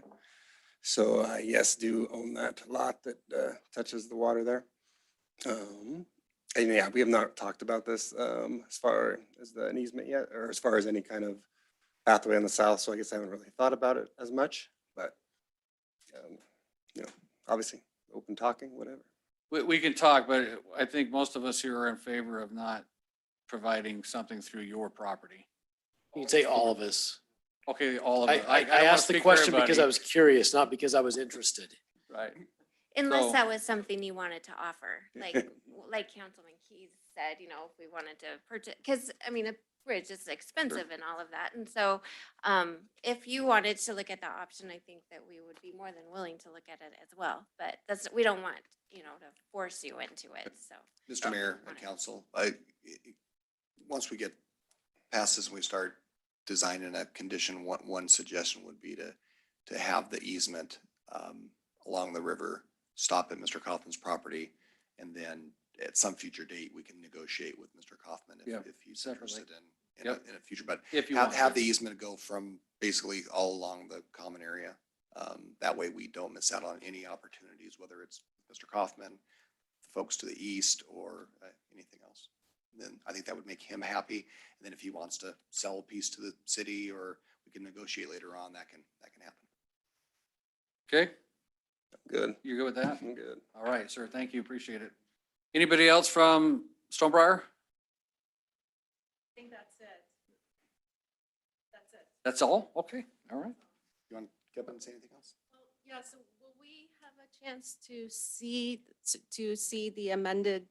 Development agreement? Yes. Absolutely. Okay. Because you have to sign it too. Oh, okay. Oh, no, they don't sign it. Yes. Yes, you do have to sign it. You don't yeah. have to sign it. But Right. it- but But- it- We get to you review may- it, and if we agree with it, we Yeah, sign it. correct. Gotcha. If they don't sign it, then it doesn't get annexed. It So doesn't get annexed if they that's- don't sign it. Gives so. you the ability to Right. control. So that. you will see that. Yeah, absolutely. All right. Thank you. Yep, you betcha. Hey, hang on, you can't speak from the audio. You got to come up here for me. State your name, Kevin. J. Yeah, Kevin okay. Brunk, 7795 North Stonebriar. It's really hard for three people to represent 13 owners of 10-acre multi-million-dollar properties. And so we've I think we've said the important things we have to talk about, which is liability, insurance, legal. And, but, so even though everybody's approved it, they haven't approved it.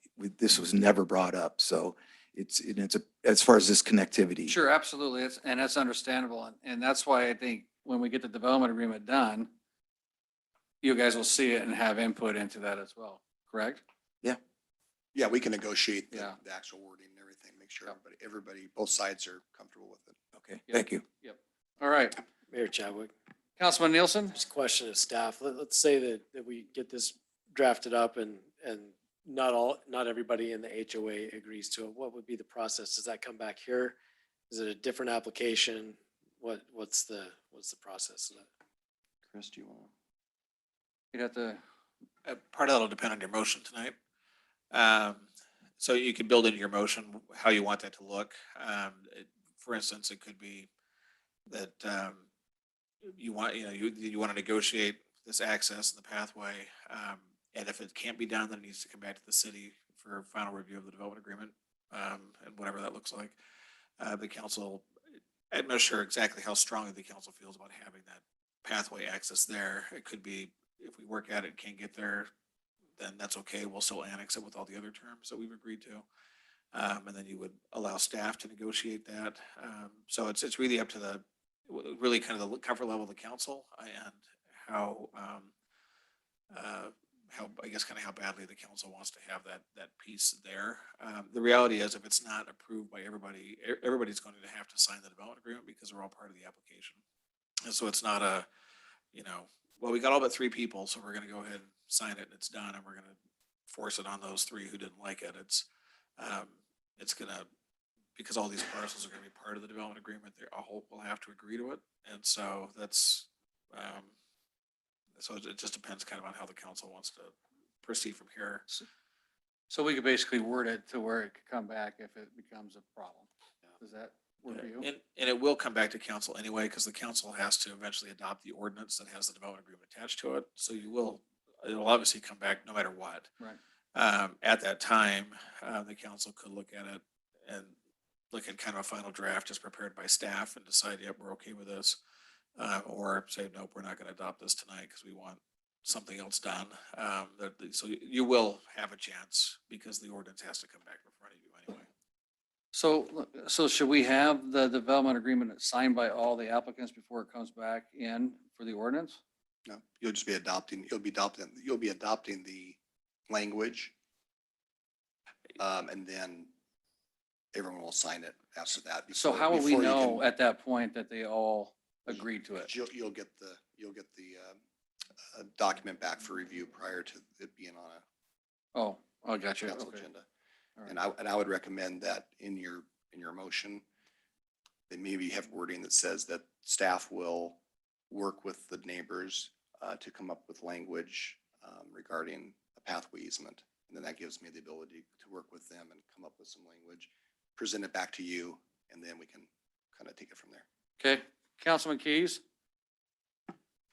I gotta remember you're out there, sorry.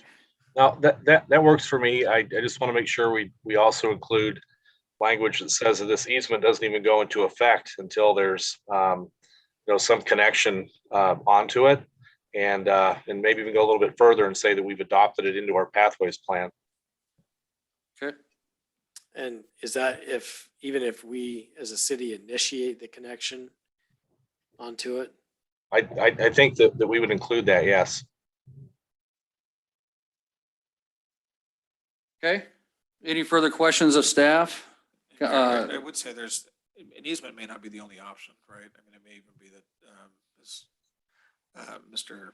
Brunk indicated, there may be some appetite to even sell the city some property that just belongs to the city that's no longer HOA property. So I think there's a number of avenues that could be looked at to try to acquire that piece. And I mean, they may not be all supportive of that, but that's, instead of just an easement, it may be just a fee title transfer to the city, and so the city owns it and can do what it wants with it. And that kind of helps maybe the HOA alleviate some of their liability concerns that way too. So I think there's a number of options that might get the city to where it wants to be that may not only be an easement. Sure, they probably have to consult their covenants on that too. A lot of times conveyance of that property is specified. Okay, any further questions of staff? Councilman Keys, any further questions before I close the hearing? That's all I have. Thank you. Okay, hearing no more questions, I'm going to close the public hearing. We're going to move on to council deliberations. Mayor Chadwick. Councilman Nielsen. So I'm really quite supportive of this annexation, including all of the existing, however Sean worded it, everything that's existing. I don't feel like there's a need for us to go in and try to investigate or change any of that. We have, as a council, put a lot of effort into our pathways planning. Just about every application that comes before us, we're asking them to make sure that we have connected routes through the city, connected routes through the neighborhoods for walkability and safety and all those kind of things. The Greenbelt in particular, being a longstanding plan here in the Treasure Valley to try to get that connected all the way out to Caldwell, I believe. And so I feel like it's imperative for us to do our part to help achieve that plan. And, that's one of the things that the Treasure Valley and the Boise area is so well known for. And so I do feel strongly about that. I think that the discussion we've had here tonight about, creating some sort of pathway along there is an important one. So, I guess with that said, I'm in favor of, everything that we've talked about here tonight. Okay, any further comments? I think we're all in agreement. Councilman Keys? Mr. Mayor, I concur with everything that Councilman Nielsen just said. See? Okay. So with that, I'll move that we approve the annexation and zoning of this application, and that we direct staff to work with all of the applicants to come up with an acceptable method of conveying a pathway along there for connectivity to the Greenbelt at such an appropriate time as there is a connection available or made available. And what about the Counting of the non-conformed non-conforming. property. Acceptance of, acceptance and acknowledgement of. And that we accept and acknowledge the existence of non-conforming conditions and Uses. uses. That's it. Yep. Second. Did I get it all? Yes. Okay, we got a motion, we got a second? Yep, second. We got a motion and a second. Any further discussion? Hearing none, all in favor? Aye. Aye. Okay, any opposed? Okay, that motion carries. Welcome to Star. Star. It's a beautiful neighborhood. I'm so glad that you guys are part of us. So that's fantastic. So, all right, we're going to move on to item 8B, the Stargazer subdivision.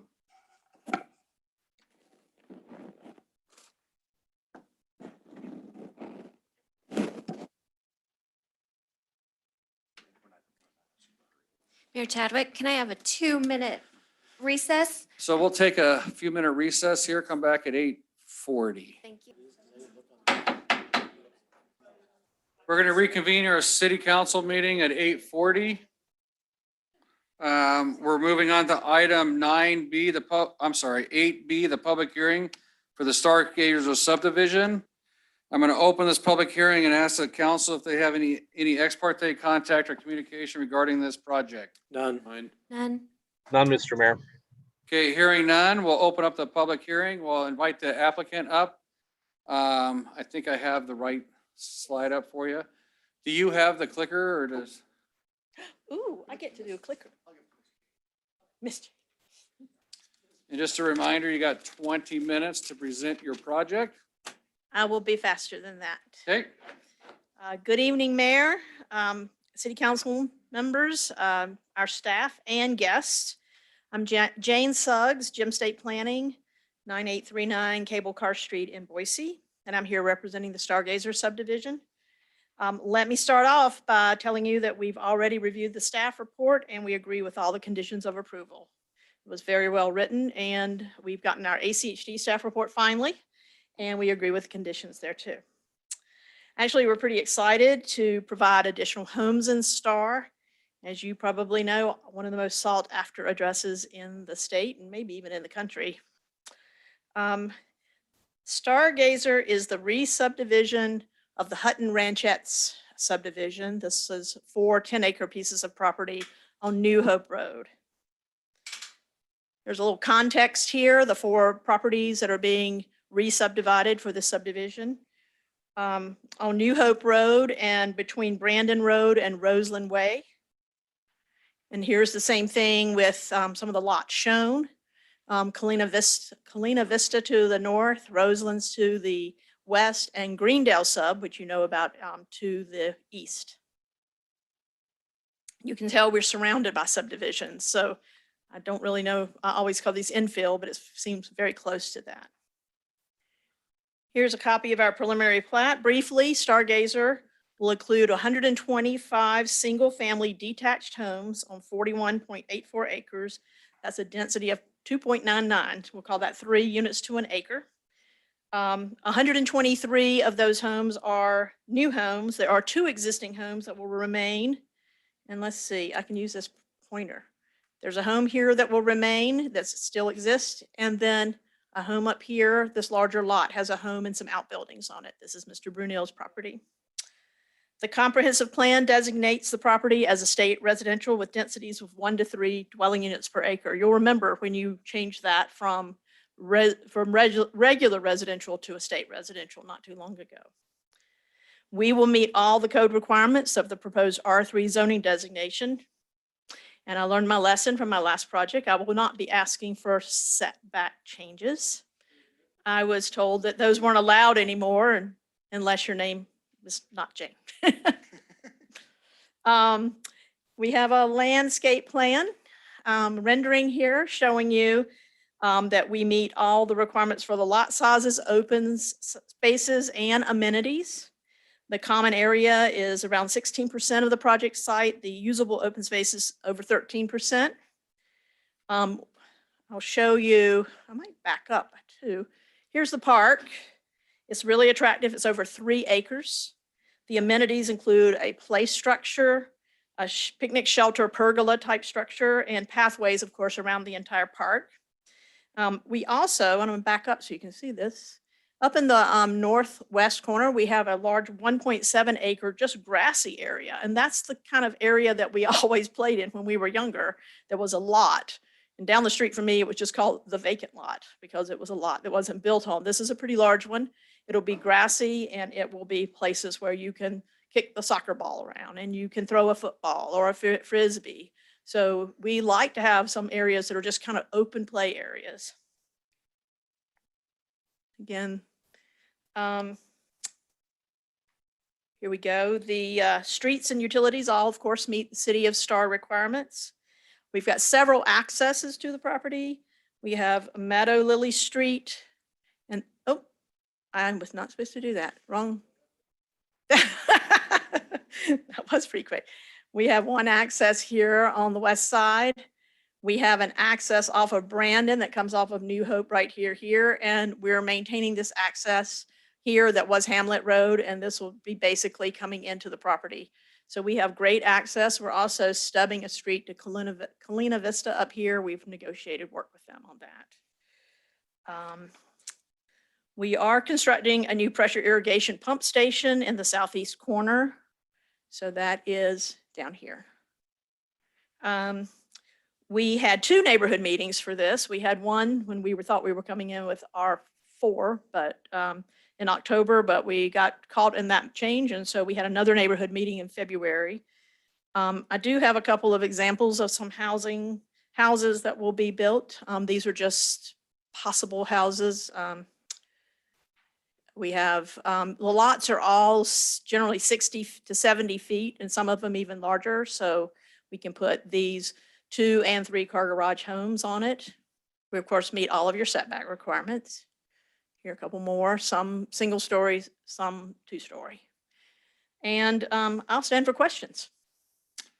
Any questions of the applicant? Councilman Keys? Mr. Mayor, Yes, sir. so I had a question. I noticed in the application that one of the landowners is Open Door Rentals. And my question is this subdivision intended to be a build to rent subdivision?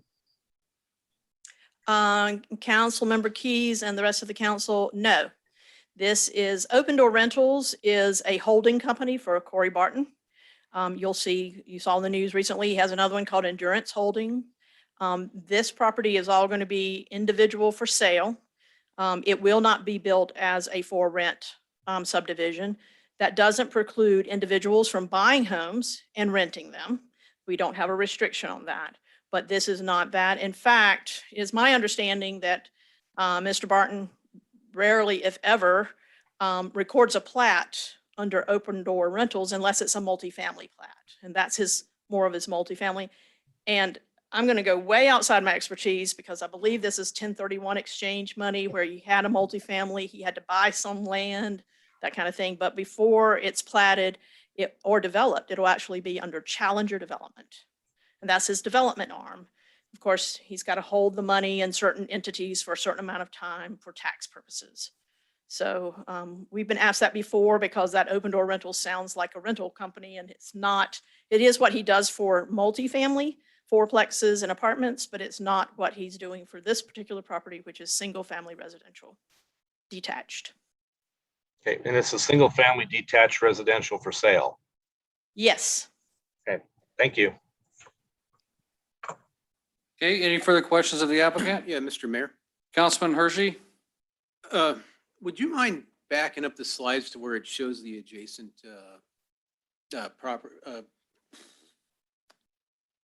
Right there? Yes, so those lot lines look like they match up pretty darn good. And one question, I was looking at the conditions of approval, and I might have missed it. But the proportionate share, oh, never mind, number 4. I don't know why I did not see that. Proportionate share of ITD, you agreed to those Yes. numbers that they presented. Yeah, we have to. Yes, sir. I know, but Yeah. Yes, sir. sometimes early on, we used to not have them in there and we had to add them in. Yeah. All right. We try really hard to get ACHD. In fact, Sean and I were talking about getting the ACHD staff report in. They're a little short staffed right now.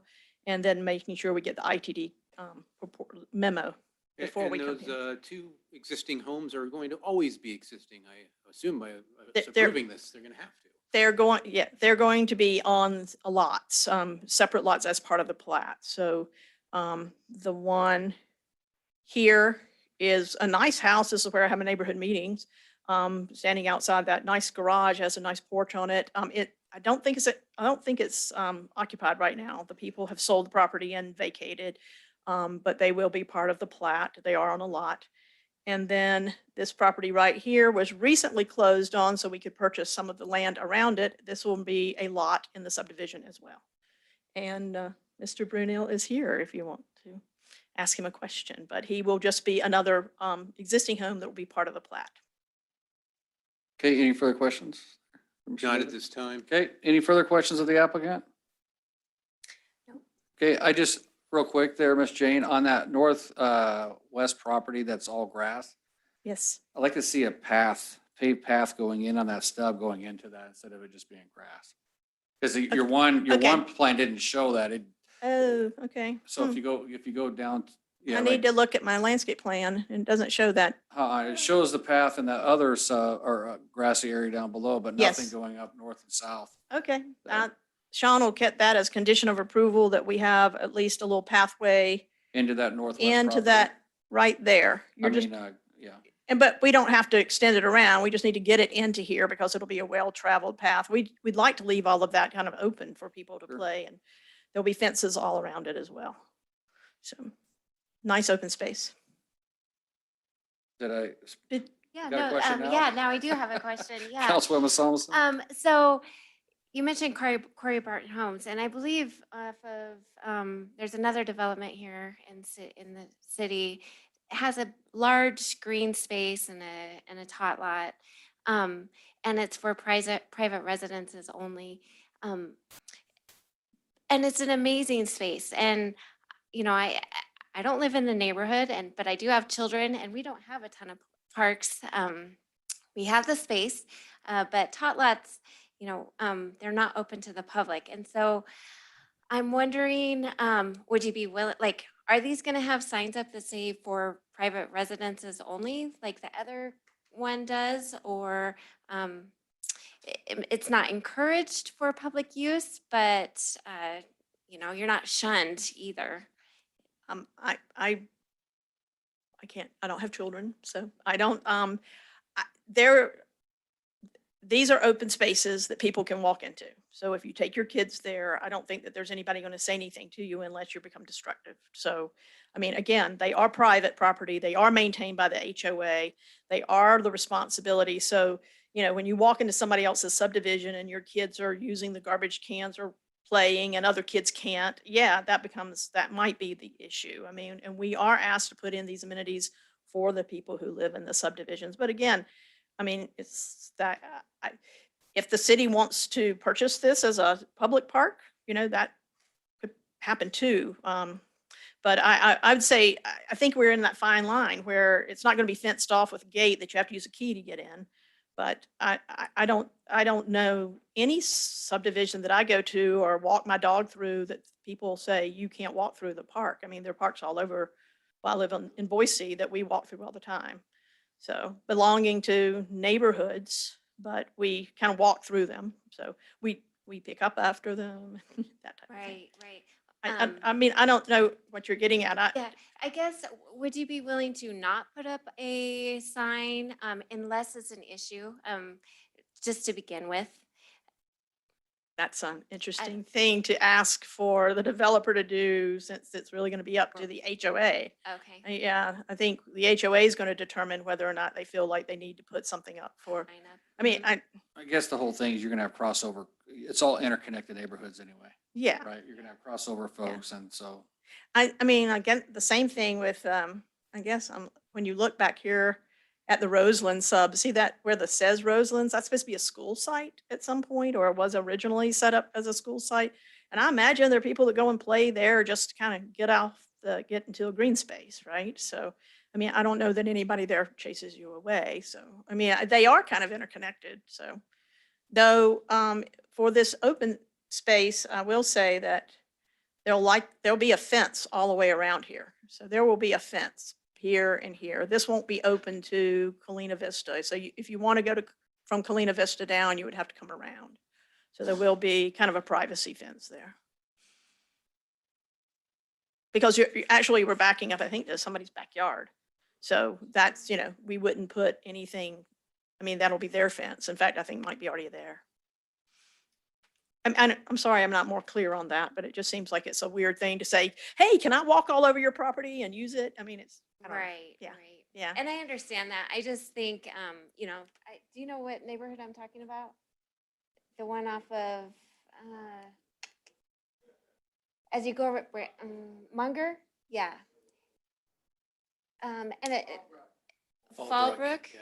Oh, the big Okay. one, the big one, yeah. I mean, there's, I don't know how many acres that is, and it's Yeah. on a pretty big road, and it's It's not used very often. They offered to give that to the city. Oh, did they? Yeah. Yeah. Yep.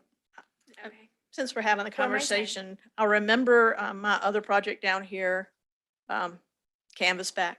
Remember this little project? Mhm. And this had a path, this had a park here, and there were people, neighbors who basically said, you need to fence that off because I don't want those people coming to my neighborhood. And then there were some people there that said, oh, I can't wait for my grandkids to come because you're going to have a place for them to play.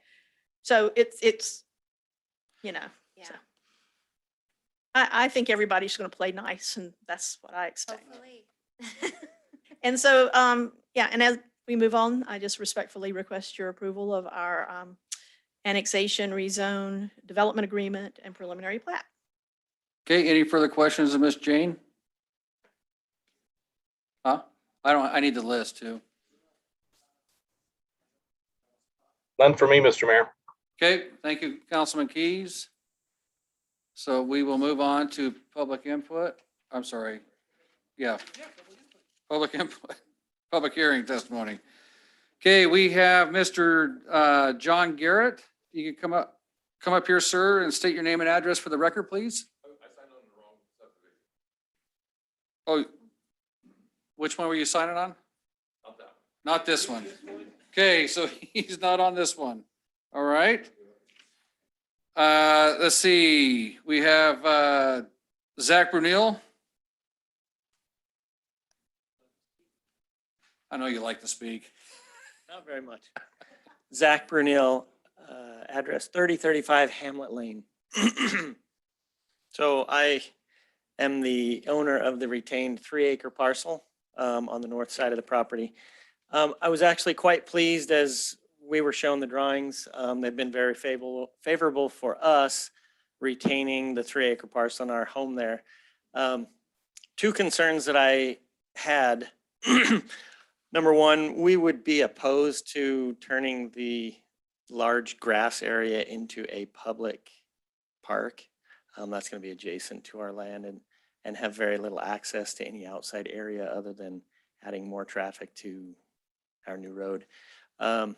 The second thing, as I have researched this, I want to make it clear, or I guess ensure that in the future, that 3-acre parcel that we own or retain could be developed to match the contiguous neighborhood. That it could or could not? That it could be developed into smaller lots. We have, this picture shows shows an easement. We actually have a wide enough, I think it's 60-foot wide. Is there something there? 60-foot wide, so we could put an actual public road up into the 3-acre parcel with a cul-de-sac and future lots. So, Would that be Mr. Mayor, possible? the picture you have on the screen now is the revised preliminary plat. There we go. That shows a flag lot going up to Mr. Brunel's property that gives him frontage on the public street. The landscape plan you just saw has not been updated yet, so there's a condition that they update that. So that's why there's a discrepancy between the two. This is the official preliminary plat, so it does show, I believe it was 60 feet, 55 feet. So Mr. Brunel and Mr. Brunel and I have talked about this. Yes, they would have the ability to request a preliminary plat as long as it meets the code requirements. He does have frontage, and he'll be able to bring a road from the public road into his property, cul-de-sac it, and get additional lots if he applied for that. Okay, so what is the open space that we have now? The open space is based on the entire subdivision. And Right, so but I mean, if you were to wipe that out and turn that into subdivision lots, it wouldn't change anything because the percentage of the open space is based on the entire property boundary. I don't think we're talking about the 1.5 acre park. We're just talking about the 3-acre home. oh, your site. property. Yes, Right, I'm it's sorry. my 3-acre property. parcel. I was thinking you were talking about that park. I'm like, how can you do that? No, yeah. He's talking about his lot that he'll have remaining. And that lot is not part of this subdivision. It is part of. a So lot how of would the you do subdivision, that? Part of the HOA. Didn't I ask if that was going to change and I heard no? Right.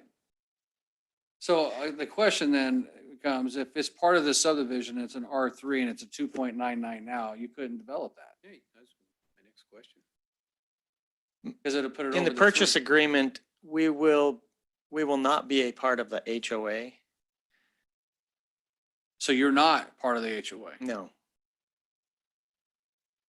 So now I'm confused. Can you clarify? I guess I confused too.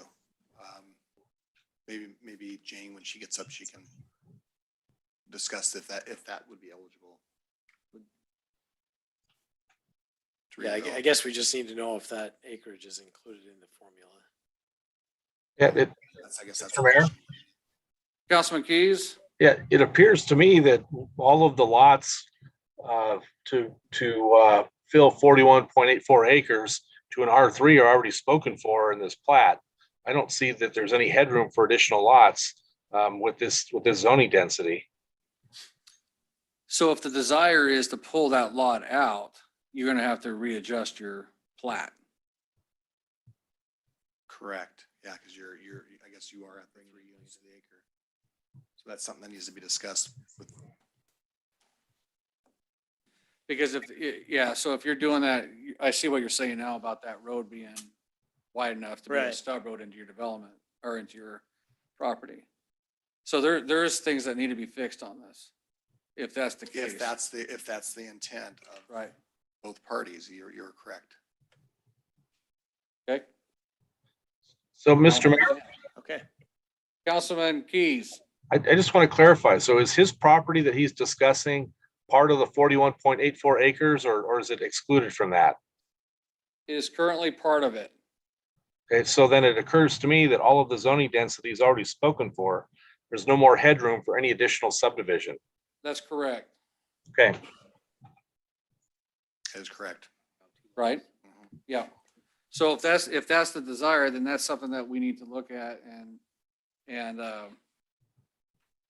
it probably needs to be tabled for a period of time in order for that to get worked out. If that's an issue. between Right. the two parties, I don't know what their contract states. I apologize for that because Yeah. Mr. Brunel and I did discuss this, but I did not Right. realize that they had maxed out their density Right. already. Well, and I think it's more than just a discussion between the two parties, because I think from a city perspective, you know, it's a bit of a outlier to have the 3 acres there. And so I think we should anticipate that at some point that develops, especially if we have the owner here stating that intent is there. And so that needs to be anticipated. Yeah, the only issue would be meeting the comprehensive plan designation of 3 units to the acre. Right. If Well- the entire development's already taken up the 3 units. But you can, if that's is it 3 acres? Mhm. If it's 3 acres, you back out 9 houses out of the other side. And then you leave that open That for would be that. the only way to Right. ensure that it meets that 3 units per acre for the overall property. Correct. They would- Chris? they would- Is there a development agreement on this? There will be a development agreement on this too. Yes. Because you can, as part of the development agreement, depending on what's being, depending on what's being requested or, part of the negotiation, you could, through the development agreement, allow for some slightly additional density. If you wanted to, but there'd be certain conditions but it would all be tied into that. So there may be an opportunity. There's a number of ways to get there, I guess, because you could do it where the plat excludes this 3 acres-ish out of the plat. And so as you're platting it, it's going to say not part of the plat, and the rest of the plat's going to have to meet the 3 units to the acre, which likely would mean loss of some lots, which you may not want to do. And then, there's a number of ways we have to look at this. I just say that my desire is not to go outside the comprehensive plan that we've just updated here last year and make it more dense than what we are asking it to be in that area. I mean, that's And again, the comp plan is a guide. it's a guide You have the ability, I believe what Chris is saying, through the to make development adjustments, right? to specify exactly what you'd want that out parcel, that's not out parcel, but that parcel to develop as. And I think you could do that now if you desired. I think the hard part is you've got an applicant who has presented an application to the city. And then you've got, Zach, I'm guessing you're not part of the application team, is that right? You're just the. Well, he's a signature on the plat. Yeah. He's a co-applicant. Okay, so I don't know exactly what the relationship is with Corey, but there are a number of things I think that need to be worked out, so we make sure we get, so everybody's on board. Yeah, we gotta be I'm a on the little same concerned page, you might but- have a little different desires not- from I'm gonna one tell owner you- versus another owner and what they want to do and what they can do. From my standpoint, I don't go any more than R3 on So- that thing. We have a situation here where, let's see, let's pretend for a second that this was entirely owned by Corey Barton or one of his entities. And he was coming to us for an R3 plat. Those 9 lots would have to come out, or they would have to go into that particular area. So he doesn't own that area, therefore he doesn't, in my opinion, he's not entitled to those 9 lots that make up that R3 designation. That entitlement goes to the owner of the 3 acres, whether that's Corey Barton or Zach or whoever else. Right. Okay. Interesting. Yeah, I see, in our purchase agreement, my understanding was we were not going to be part of the homeowners association. Therefore, our 3 acres was not a part of their density requirement. And I guess it's coming up now that that 3 acres was calculated as part of the open space and the density for the total project. And as I said, I like the idea of the plan here, but I really was trying to protect that that opportunity to develop that 3 acres at some time in the future. Otherwise, I've got a 3 acre albatross in the middle of Corey Barton subdivisions. So, that's less desirable for me as the homeowner. Okay. Mayor Chadwick, I'll just say also that obviously there's an open space requirement here too. And that conversely, that open space probably benefits, Mr. Brunel here on his property as well. So that needs to be taken into consideration that ratio probably can be reduced as the number of lots are reduced also. Well, So the open space has been calculated. So that it's not the open space calculations. It's really the density. It's the 3 units per acre for the I entire understand that, 40 acres. but the open space has been calculated, including that 3 acres. So if Mr. Brunel is going to bring a subdivision in later, he should have his own open space requirement. He wouldn't need to because again, he's the, I guess it depends on if it's a separate lot or if it's included as part of this. And that can potentially be worked out between those 2 parties. I But see what you're saying. Yes, yeah. there's a trade-off between open space and number of lots. And in this case, it's out of balance because Corey Barton is leveraging the 3 acres to get his lot density. But if we don't take the open space into consideration, then Mr. Brunel benefits unfairly from Mr. Barton by sharing the whole burden of the open space. Clear as mud. It's clear in my mind. I got Guess it. that's mud, right? All right. Any other questions of Mr. Zach? Okay. Thank you. Thank you, Council. All right, and we'll move on to, let's see, is it Jason Array? Did I say that right? It's, Harry. oh, Trust me, he's probably pronouncing it right. I'm kind of new to this, so I'll just, so I got to introduce myself and address and all that. Yes. yep, name and address, please. Jason Airy, I live at 12086 West Wetland Park Drive. And I'm kind of not for or against any of that subdivision or anything. I guess my concern is with the amount of subdivisions that we're approving to build and the infrastructure. It doesn't seem like we're keeping up with that maybe with, I'm hearing rumors of, the irrigation and water and all that stuff, going to be a struggle here pretty soon. And obviously the chief of police expressed a very concerning thing. I mean, I didn't realize we were that limited on our policing staff in this town, but, and I've also read an article where Middleton has actually put a hold, like a 6-month moratorium on building homes. to That was keep up. Caldwell. Or Caldwell. And that's on new developments, not building, not applications for permits, just so you're aware. Okay. But I mean, it seems like the Star Middle School is already, probably pushing capacity and it looks like it's a fairly new school. I see a lot of these kids walking around on the side of the road because there's no sidewalks in a lot of these areas and stuff. So it seems like we are putting the cart before the horse on a lot of these subdivisions around here. And I was just wondering what you guys are thinking and on some of these things, you know, with just everything, you know, along Main Street here with all the traffic, or we got the Star Clinic.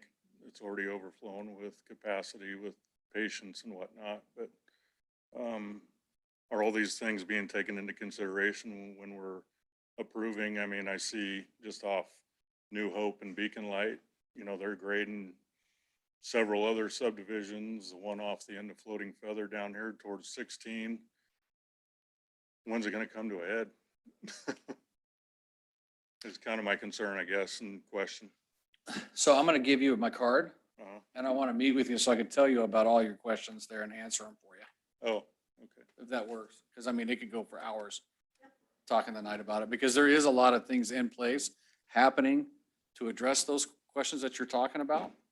But it's bigger than this discussion here tonight for this public hearing. Okay, on well, that. I mean, and my only thing is I'm not like slamming on anybody here. Oh, no, I get it. I'm just wondering if, A lot of people have those same questions. They have a lot of questions, and that's it things that I seems wanna like answer. we're approving subdivisions before we're approving infrastructure. Infrastructure comes with the subdivisions. They don't get done before time. And that's the unfortunate part that people don't understand in our area. ACHD is an organization that collects impact fees on every single house and then comes back and does things after things are done. They require developers to build stuff out on their frontage, right? We don't have control over that. If ACHD tells us it's okay, then it's okay because they're the traffic experts on that.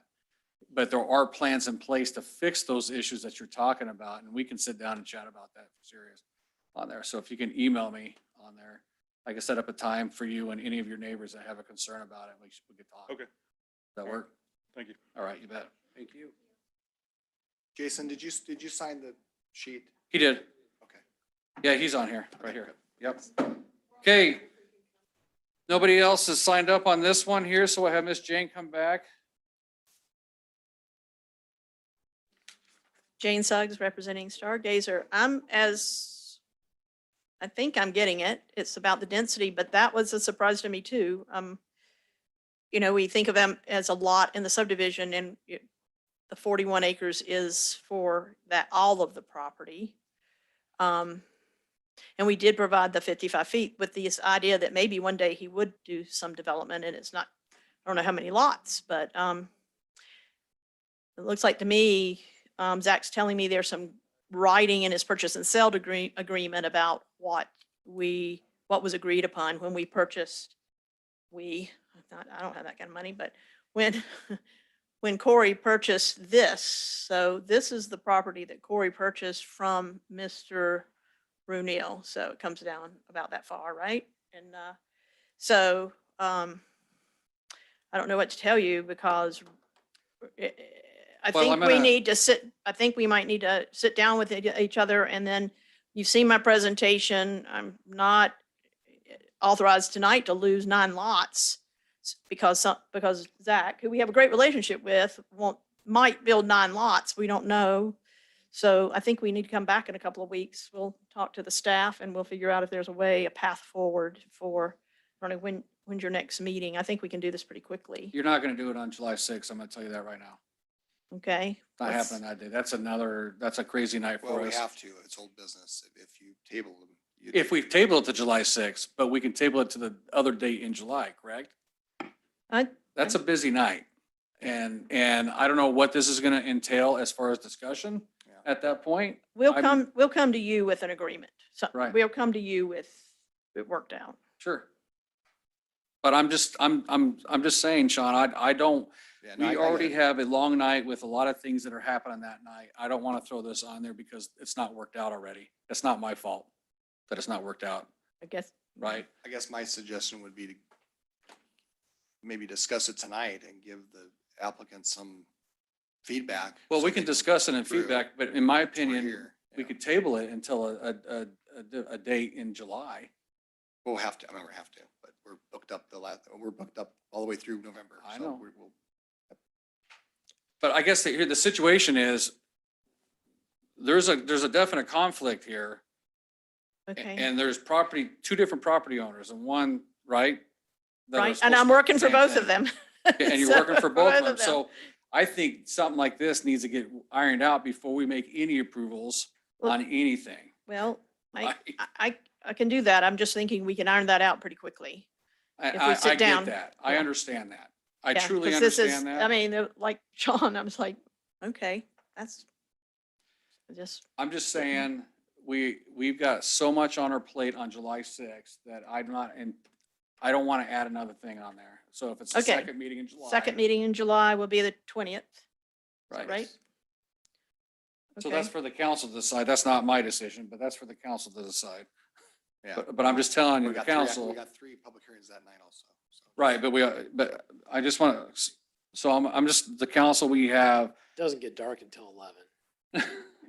we have impact fees to discuss on that night to approve. We have south of river plan stuff coming that night, a comprehensive plan adjustment. I mean, we got a lot of. We're public going to hearing stuff. spend most of the time here tonight. I think Right. when this comes back, it won't take as long. So hopefully it'll be low impact, but Yes. I don't see a path to an approval or, I mean, unless we just go denial, but I don't see a No, path that's to not. approval tonight. I think it gets fixed. So, anyway, I would appreciate a continuation of our hearing to July 20th, just for the working out this issue that we've raised on density. And we're gonna work with Sean and Mr. Brunel and Corey. Make So- it happen. yeah, so when we close the public hearing, Leave- can we yeah. leave it open and table? Yes. Okay. Yeah, you just continue the public hearing until the Yes. 20th. And you can put restrictions on what kind of public input you receive if you want. That's limited only to this issue, or you can leave it fully open for the whole application, whichever you want. Well, so we've closed public testimony, right? Oh, we have Correct. we have to close the whole thing. Well, we can, but it takes a council motion just to table it. So no count, okay. Yeah, and then you'd have to you'd reopen it for public comment when it comes back, so that everybody that wants to Sure. can comment on whatever they're seeing, for the first time. But you don't have to take up public comment on everything that's already been discussed and presented tonight that doesn't change. So Mayor Chadwick, Councilman. I'm going to make a motion here that we table this public hearing until July 20th, 2021, and direct the applicant to work with all owners involved to come up with a density that's is representative of the entire area that we're talking about here, preserving the density for each owner so that it equals out to be that R3.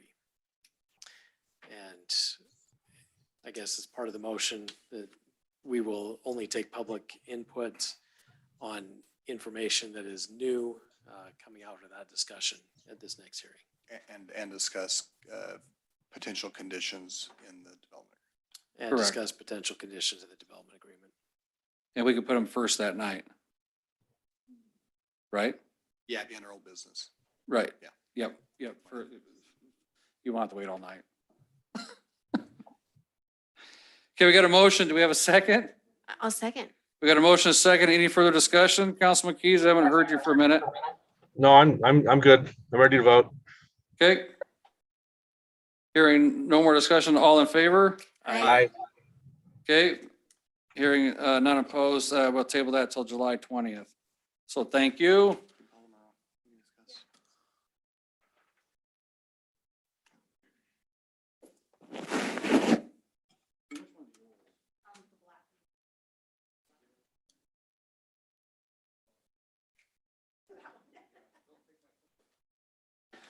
Okay, we're gonna move on to items 8C, the ordinance 337 for the River Park Subdivision Annexation Development Agreement. We need to dispense of the rules. Anybody? Mr. Mayor, Councilman Hershey.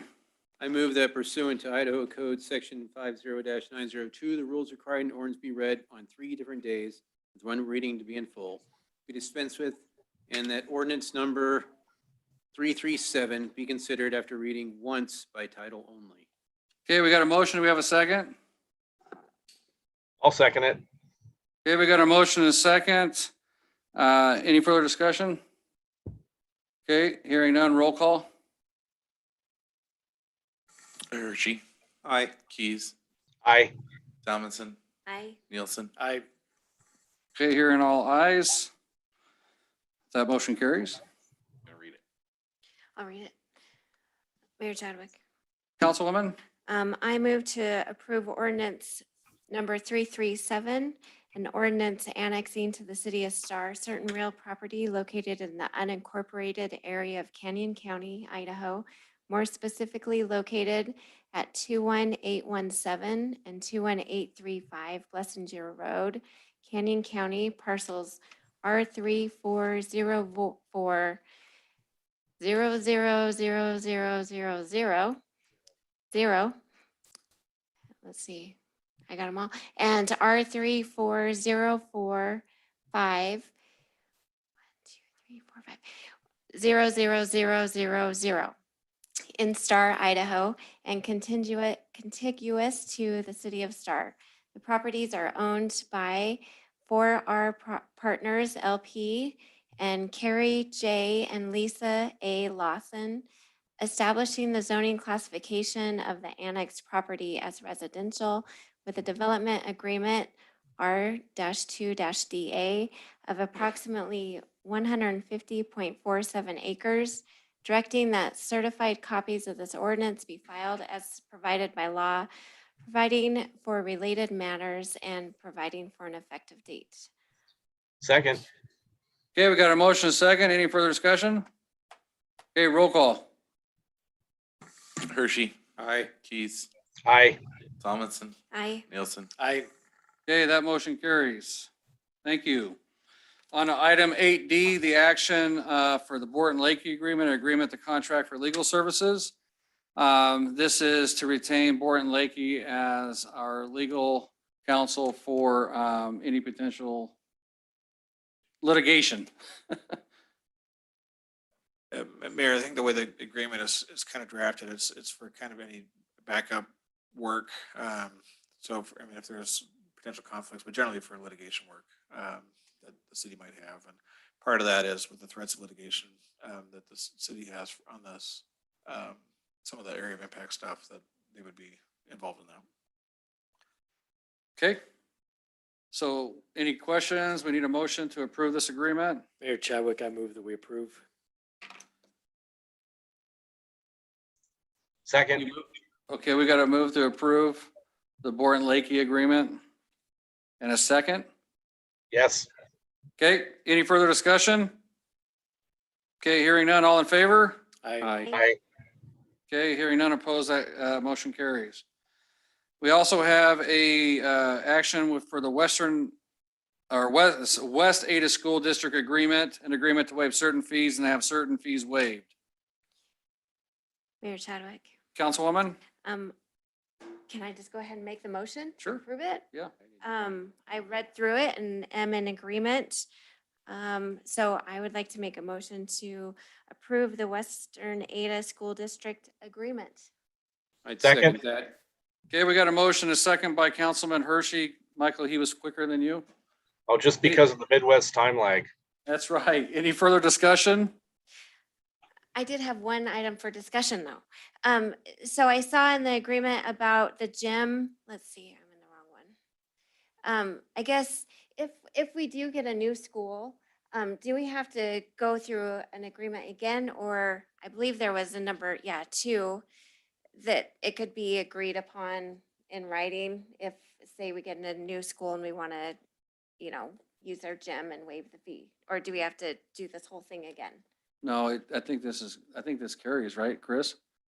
Yeah, I mean, the section 2.3 that you have on the screen, it does specifically identify Star Middle and Star Elementary. So if you had a Star Oh, I High guess- School or a second Star Elementary School or something, we would probably just do an amendment to the agreement Okay. to add those in there. But I would not And that expect would- there would be any kind of this agreement was presented by the West Ada School District.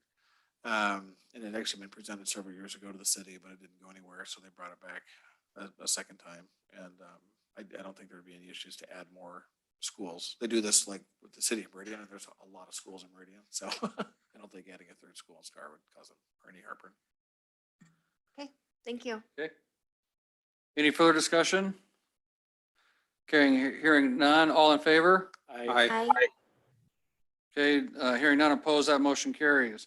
On to item 9A, we need to table, I guess, all item 9s to a date specific in the future. And Sean? Mr. Mayor, we're needing to table all three of these items due to the fact we don't have transportation reviews tonight to move forward with them. I would request that we table the first item, Rivermore subdivision, to July 20th. The second one would be East Star River Ranch subdivision, also to July 20th. And Landon Village subdivision to July 20th. Okay. And then item D, the public hearing, the comprehensive plan amendment south of the river plan. We discussed putting that on July 6th. Mayor Chadwick. You Hang on could one do second. these all with one motion, but just make sure you, for the minutes and for the record, in case anything happened to go to court, just mention each of the applications. But it can all be done in one motion. Okay. Councilman Nielsen? I move that we table public hearing for Rivermore subdivision to July 20th, that we table the public hearing for the East Star River Ranch subdivision till July 20th, and that we table public hearing Landon Village subdivision to July 20th, and that we table the public hearing for the comprehensive plan amendment south of the river plan to July 6th. And the architectural overlays to the bottom one. I guess item D, I was feeling was inclusive Are we good for all of that? sub items 1 and Okay, 2. all right, we're good. Okay, we got a motion, we got a second. I second that. Okay, we got Councilman Hershey as a second. Any further discussion? Mr. Mayor, Councilman Keys? are we planning any type of a workshop or working out the final details for the comprehensive plan amendments in the south of the river plan before we have a public hearing to adopt it? We can take a look at that. We don't have to adopt it on July 6th either. There's nothing that says that we have to adopt it on that day. No, I understand that. At some point, the way the plan was written is once it was submitted back to the city, that the council was to, basically do our part and do final tuning to the document before we amended it, or excuse me, before we amended the comprehensive plan with it. And I just want to make sure that that we're thinking in terms of scheduling time to actually do that work. So we have, I think, June 29th as an optional date that we talked about in the future that we could schedule a workshop that evening. I think you're gone though, I think, right? So the three of us, or four of us, are you here? It's gonna be close. Is that Monday? No, it's a Tuesday. Oh, I should be fine. Okay, June. June 29th. So if you want to make a motion to table it to that date specific. For a workshop Or or for, workshop. or do we have to make a motion to table it for a workshop and just have a workshop? Yeah, I think the workshop is separate from a public hearing. Right. I think there's just a separate meeting. Yeah, I think tabling the public hearing to July 6th covers your publication requirements under the statute, and then you could still have, because the workshop isn't really part of your public hearing record. No. Okay, so we'll go with the motion that we have on the table, and then we can schedule our workshop there, Councilman Keys. Perfect. Okay, so we have a motion and a second. Any further discussion? Okay, hearing none, all in favor? Aye. Aye. Okay, hearing all ayes, that motion carries. And we'll schedule a workshop on the 29th. Okay, item 10A, House Bill 389. This wonderful bill that we got here. So we wanted to discuss this, and I told you we'll talk about, or Councilman Keys asked me about the impacts based off of the police model, or our police budget request. So back in what, April-ish, I think, May, was when House Bill 389 was approved, which impacts the ability for the city to collect money for new construction paying for itself. And it caps the total amount that you can realize. So the city of Star would have been able to realize about $300,000 from new construction growth in our budget. With this 8% cap, we're only going to be able to get to about 118,000. And we're actually in a workshop, Jacob, our city clerk, and myself this week with the AIC to discuss more of the impacts of that. However, when we say that, we're going to be capped at $118,000, which includes our 3% and any of our new construction on there. We do see an increase in our revenue sharing from the state. The state changed the revenue sharing formula last year, which actually benefited us quite substantially, believe it or not. We were getting about $600,000 in sales tax revenue. We are anticipated to get over $1 million this year, this next budget year, and that with that new formula that they put together. So that's it's roughly about a $380,000 increase on the revenue sharing. So that would help us cover the new police side of that we were talking about until. And that is directly tied to population. Yeah, it's tied to the population now. And then how well the state is doing. Right. To share revenue. Right. And then we're also anticipated to receive about 15,000 more from the liquor revenues also this next year. So House Bill 389 impacts us in the way of not being able to add the new construction rolls into our budget. But there are revenue streams there that can help us during this time frame to cover that loss at this point, really, when you look at that. And we're going to talk about that more in a budget hearing too as well. Yeah. Michael? Keys? Yeah, so I guess what I'm hearing you say is that you believe with the revenue sharing and with the amount that we are able to gather with this 8%, that you believe that we can cover the 2 new police officers and the other needs in our city regarding staffing and all that goes with that. Correct. This upcoming budget year? This upcoming budget year, correct. And the thing is, not everybody got that benefit, that jump Right. like we got. We got a pretty substantial jump. Some took losses, believe it or not. Right, I understand that. Which is kind of interesting. And I actually asked them to go back and revisit that number to make sure that was correct, and they said it was. Now, when we go back to 389, the biggest concern I have with our citizens with that budget or with that bill, we talk about property tax relief with that bill. I have and I know you guys have heard me on this, but I'm living on the sword with this, that our property values are increasing at such a rate that's not consistent with the rest of the county. And so when we look at our property taxes as a citizens of Star, we have 12 different taxing districts. 4 of them are solely related to the city of Star. The rest of them are related to the county. So when our property values are going up at a higher rate than the rest of the county, you're going to have a fundamental tax shift because we're going to be paying more of that burden anyway. And so I just want to make sure citizens are aware of that and that they understand that may happen just because of our valuation issue that we have here. And we'll discuss that more, and we're working on that challenge and that issue. Mr. Mayor? Hang on a sec. Councilman Nielsen jumped in real quick.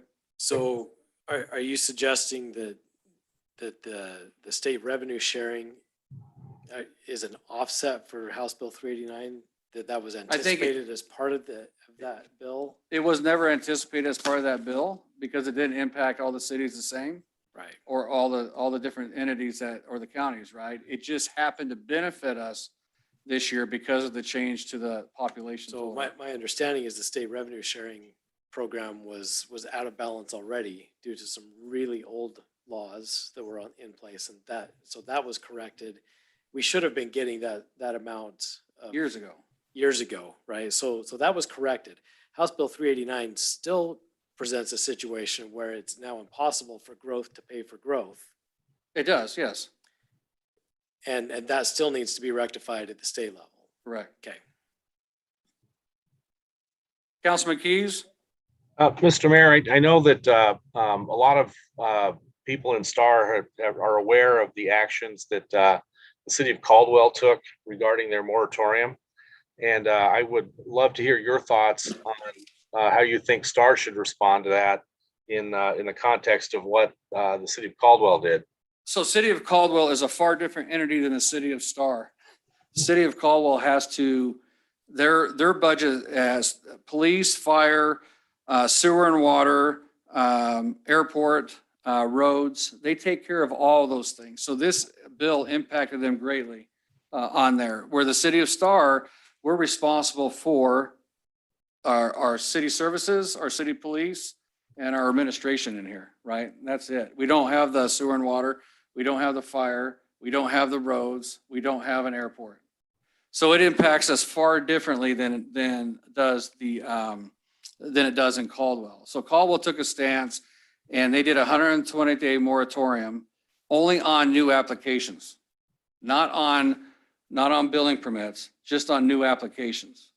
So anything that was already in the pipe, they're still building the houses. They took a slowdown so they can evaluate how that's impacting them with their sewer and water, with their roads, with their airport, and with their fire and police on there. So in my opinion, we don't have a justification to do a moratorium in the City of Star based on the laws of not being able to provide services, because we are providing the services that are necessary on there. Mr. Mayor, Councilman Hershey? I also add, moratoriums are very short-lived, Yes. extremely specific. And once you implement one and it expires, no more than 182 days, if I remember correctly, you have to wait, what is it, a year or more before you can even consider it again? That's correct.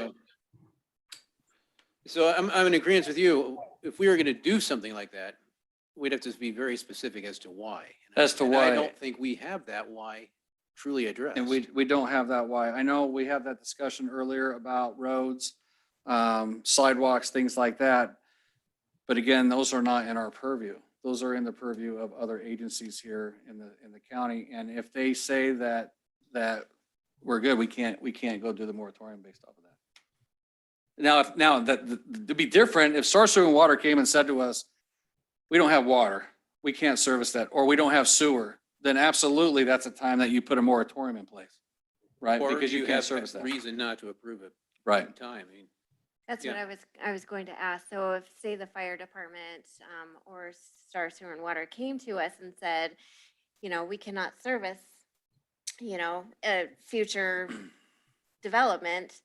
And so so it's kind of, everybody came to us and it was like a joint effort that we were to do a moratorium. Correct. The sewer, so Star Fire came back to us and said our service levels are declining and we're not going to be able to add firefighters and such. That would change the topic because that's a life safety issue at that point. And honestly, if HB House Bill 389 stays in effect, we will see that sort of scenario occur. I happen to be, I guess, optimistic that in the next 12 months that situation will change, or the people who can help that change will change. And so I guess I'm of the mind that we kind of take the wait and see approach, and then stay real close to our partner service providers and districts, and Okay. just approach it that way. Yeah, and if I may add, I'm also of the mindset that we are a fiscally responsible enough city to where we can still get what we need for this year, even if we have to use means we don't usually mean. And I don't mean increasing the tax on the people. I think we could ride this until they figure out the mess that this has created. So when we talk fiscally responsible, the city only levies at 1.45 million towards property taxes, right? That's not very much money when you spread it out amongst the 5,000 properties we have in Star.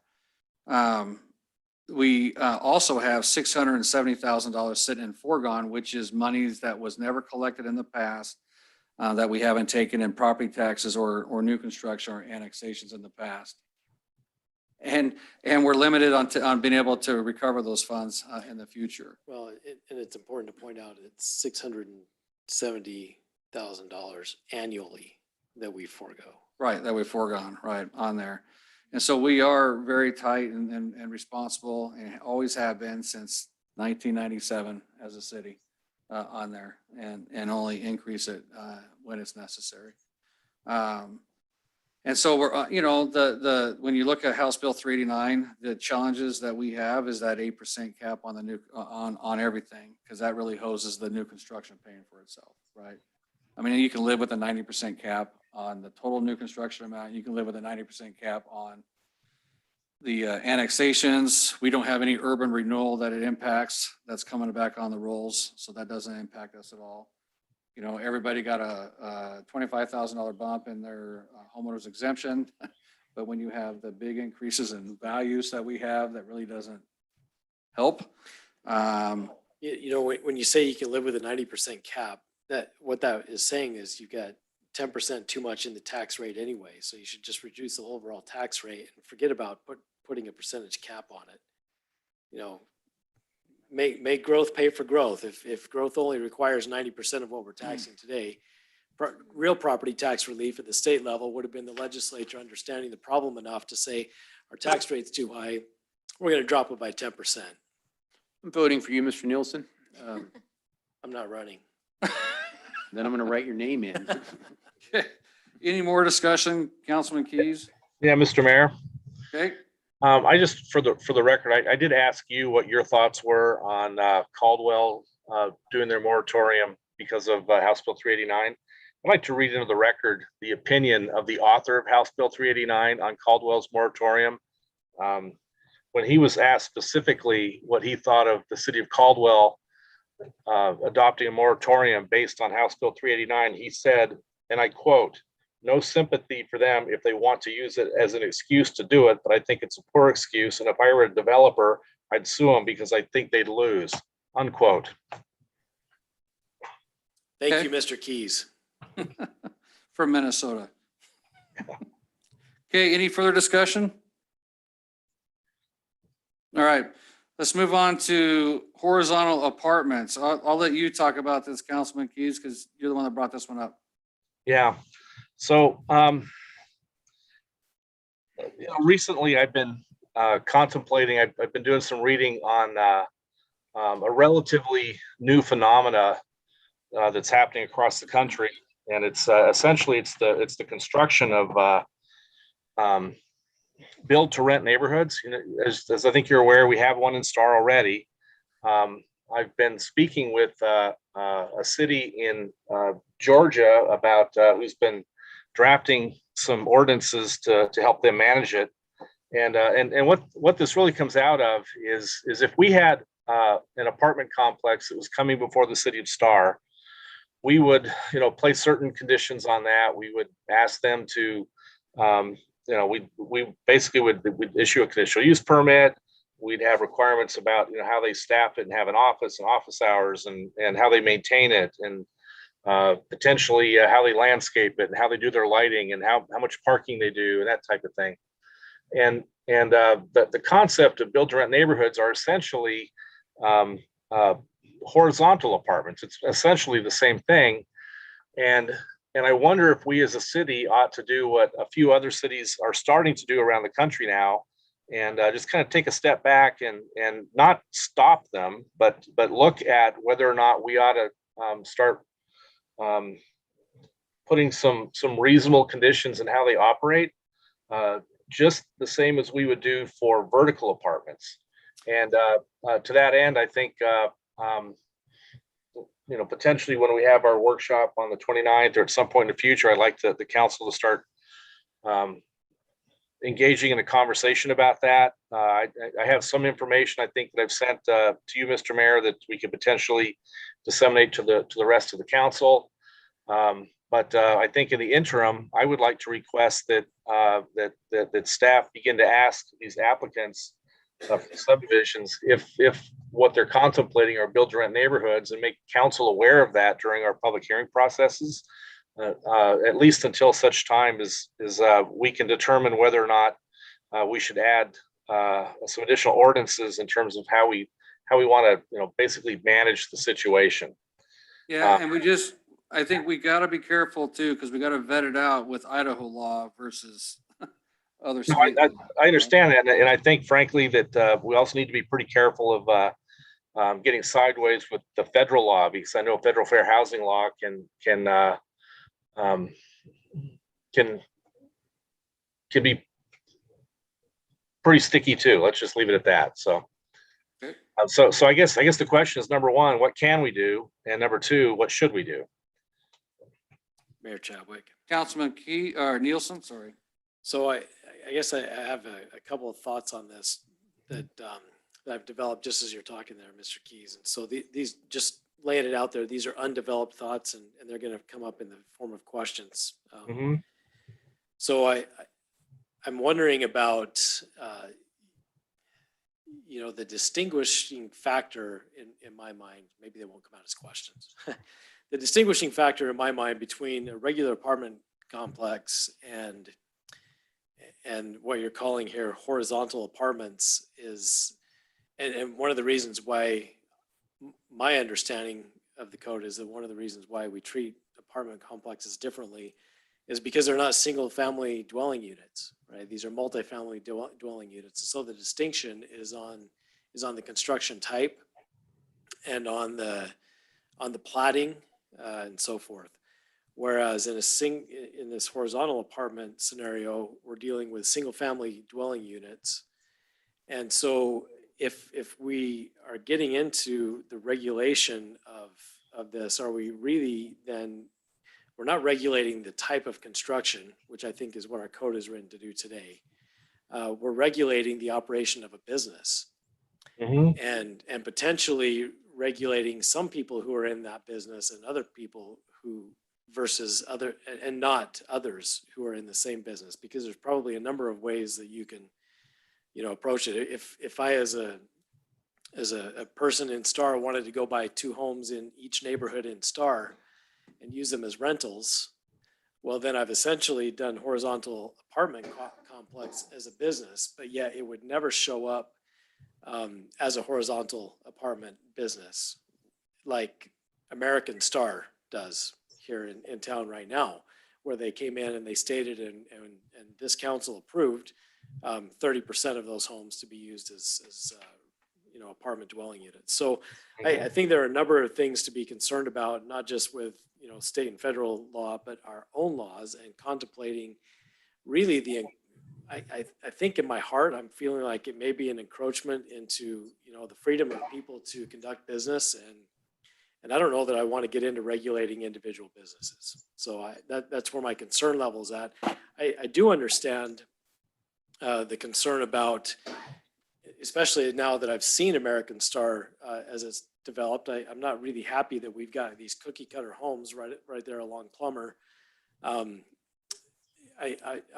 don't like that look. I think that we can, in our code, write in, things that will help to prevent that. So whether or not it's a horizontal apartment development or, just a regular single family development, that's not a desirable look, in my opinion. So we should write code that applies, across the board to help our city grow and develop and appear like we want it to appear. At this point, I'm rambling. I'm going to stop. Mr. Mayor. Yes, sir. Yeah, I just want to point out, by the way, that the term horizontal apartments is not mine. It's a term of art that's been used by others, and it has a relatively specific definition about single family residential units that are all contiguous to each other. It's not contemplated that term applies to somebody who owns several rentals, scattered throughout, the entirety of a city somewhere. And that's where I think that we need to be really careful about how we distinguish that. Well, I understand, but it's again, it's not my term.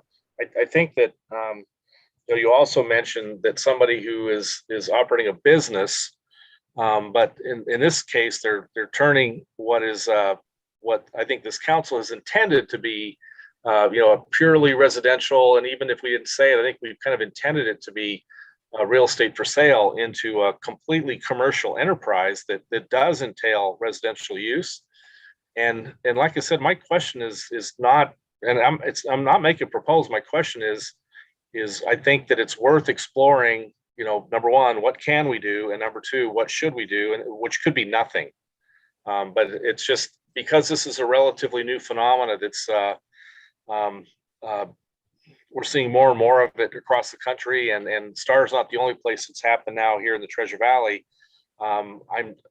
It's just something I think that other cities across the country are beginning to contemplate, and I'm wondering if we ought to do that as well. Okay, so we'll set up some workshops relating to that. Okay. After we get done with the budget. After we get done with the budget. Yeah. Thank you.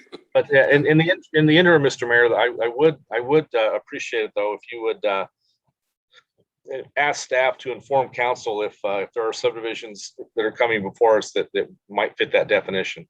It's noted. Okay. Thank you. Yep. Okay, so final discussion item is on the development cost analysis tool. Compass has worked on a tool at a high level. I'll let you did this, right? You went to that meeting? I did. So they worked on a analysis tool to talk about the development cost of a development. City of Eagle has actually developed their own for about $50,000. And I would like to, I'm gonna have Miss Jennifer talk about this a little bit, but I'd like for us to explore this option to show what the cost impacts are of developments in long terms for the city.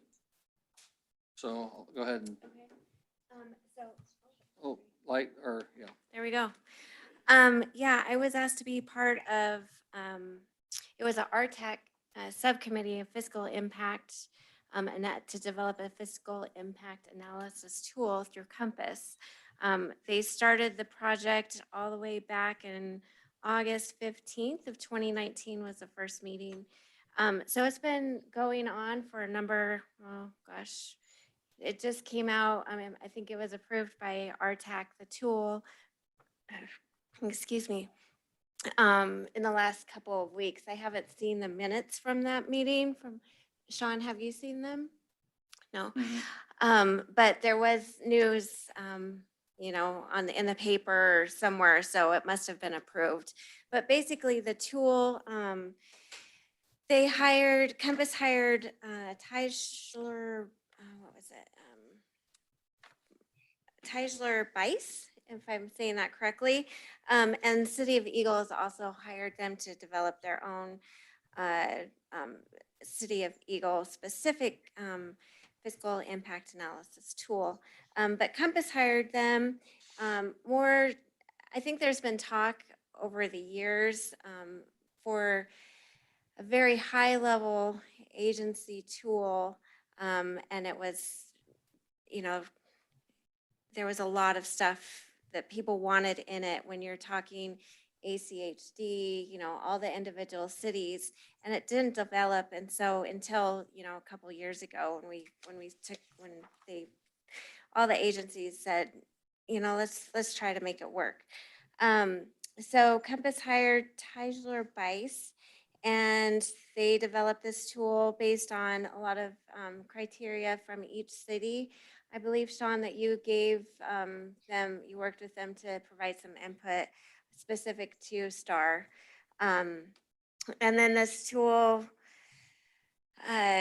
we'll be able to use it. I think I think Compass, you can, they have certain criteria where if a development comes in, when you send your staff report, I think it's 100 units, that will automatically trigger Compass to submit this response using this tool.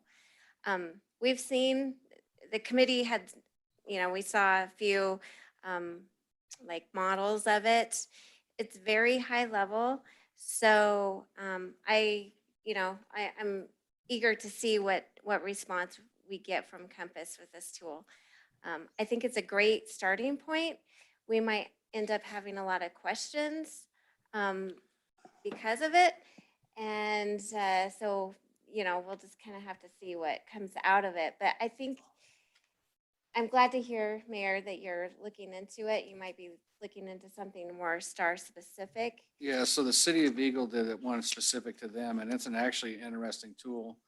Because they put all this data points in there, and when they put in the development, it tells them if the development's gonna, how much it's gonna cost them in 20 years. Yes. Right? Or, Yep. or if it doesn't cost them in 20 years, and then you can kind of build things off of that. And this one does that as well through Compass. It doesn't, but But it's like. it doesn't bring in your specific stuff Right, for your and city. so it does to a degree, but it doesn't, like, say we were to have a Walmart come in versus a, like a smaller retail like store like that. It's not gonna be able to differentiate between those two businesses. It's just gonna be retail, like retail, you know? So I think of Eagle has broken it down more for those specific businesses.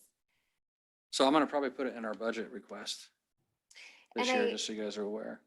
I think that I gave you the numbers, Mayor, about how much Eagle spent. 50 grand. Yeah, so, Yep. Any questions on that? and I would Mr. Mayor? recommend going. McKees? Does Eagle, did they have to dedicate a full-time staffer to operate that model? That No. would be at the top of the 50 grand? No, say that again. I'm sorry. Did they have to dedicate a full-time staffer to operate that model? Or how, what portion of an FTE does it take for them to do the modeling with that tool? It's just plugging in data and then it provides you with the info. So Yeah, I think that like a staff person was trained on how to use it, and then they reach out to and Tyler Bice was the same contractor that developed Right. the City Eagles. And I can't, I guess Yeah, he's I don't asking the know. FTE. I Yeah. have to ask him on the FTE side, but I can't imagine it. I mean, the developer fills out the information, and then Then it runs it through the program. runs it through the program when they submit the application. Yeah. Yeah, And, so before we consider the budget, if you could get information from the city of Eagle on Well, I'm gonna still- how I'll much get the how much staff information. time it takes. So, but no, I guess where I'm going with this is, do we need to, if we're going to do this, do we also need to add another FTE to the city? We'll find out on that. Okay. So, so I guess my thinking on this is, I guess I'm approaching this from a different perspective in that I had spoken with ACHD a year or more ago about providing us exactly this type of data just on roads, and potentially using that as a basis to create an adequate public facilities ordinance. We all talked to them about the adequate facilities and they didn't want to do it. Well, when we spoke to them, they said that they were open to it, but would probably be several years before they could do it. Right, that's a push But off. Part of the challenge, though, was that they needed other entities within the county to want to jump on board with that. And it occurs to me that in this case, we have Compass, which is basically not just a countywide, but a region-wide entity who's providing this data. And this in itself could be the foundation for an adequate public facilities ordinance. I guess what I would recommend is that we begin using the Compass model as soon as it becomes available and operate it, for 3 to 6 months, just to learn from it. And at the end of that, that we come up with, potential ordinances around an adequate public facility ordinance, or figure out exactly how we want to use this tool. But at least for the foreseeable future, just operate it and learn from it.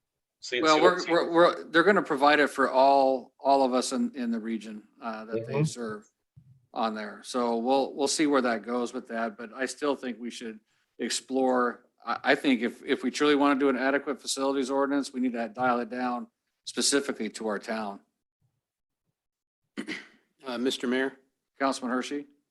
I would say go find what you can find out the labor tied to it, and report back. Nope, I will do And if you that. need a placeholder in the FY22 budget, I think we can work that too. Yep. But of course, something like this has to be approved by us anyway, so go get the knowledge, and bring it back. Yep.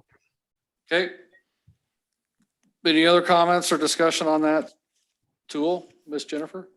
You were, No, well, I guess one thing, they are working on, Compass is working on a web face, like a web interface. So I believe that the member agencies will be able to, excuse me, plug in some information. It's not going to be for public use. And then if the city, wants to request it for certain, like commercial developments or right, whatever, then we should do that. okay. Councilman Nielsen? Thank you, Mayor Chadwick. I guess just one comment on this. Anytime an entity undertakes a data analysis effort, even if it's with automation and tooling and things like that, in order to do that well and to do it right, it does take a staff impact. And I think we would be wise in our budget planning to consider probably half of it, a full-time person, to take on data and analytics. I think we have Brian somewhere, don't we? We No, put him on everything. I've seen half of Ryan, and that's about what it would take. So if half of him's available, then yeah, there's always more that meets the eye. Sure. When we start to do these kind of things. Right. So what do you gonna have Brian stop doing that he's doing now to take this on? Well, if we have part of him and part of Meredith, then, we're good. Yeah, We'll because work on they that. just sit around all day twiddling their thumbs with nothing to do. That's You know what? why I wasn't that's gonna why- go that's- there. That's why we don't get our packets until Monday night. Right. So, It's the thumb twiddling. I It's the know. thumb twiddling. All right, so we will, I'll get some information and stuff and we'll talk about it more in the future. Okay? Fair enough? fair enough. Okay. Any reports, Councilman Keys? Well, I gave the Transportation Committee report, and I think I've had enough to say tonight. Okay, Councilman Hershey? Due to the time, I'm just going to say nothing really of urgent reporting. Councilwoman? I would just like to report that I did a ride-along with Deputy Austin Eckhart on Saturday. It was my very first ride-along, police ride-along, and did it for about 4 hours, and it was a wonderful experience. We live in a fantastic community. We chased down some kids on four-wheelers. We talked to some speeders. Nothing major. You hear some things online, but just being out there, I feel very safe here. And when I start worrying, there's other big cities have big problems. We're very fortunate where we're at. And then I did do that fire ops training end of May, and we didn't have the opportunity to report back from that. So I would like just a moment to talk about that. It was a one-day training. Did any of you, I believe, Hershey, you've participated in Mayor? I had my chance last year and it was canceled by COVID. Oh, well. Yes, I've done it. Next It's a- year, it's a blast. or, in a couple of years, I highly recommend it. It was the most physical thing I have ever done in my life. And I've done a mud run, so, that was a lot. No, I was exhausted. And I know that the firemen are very tough and mentally strong, but I have a whole new respect for them.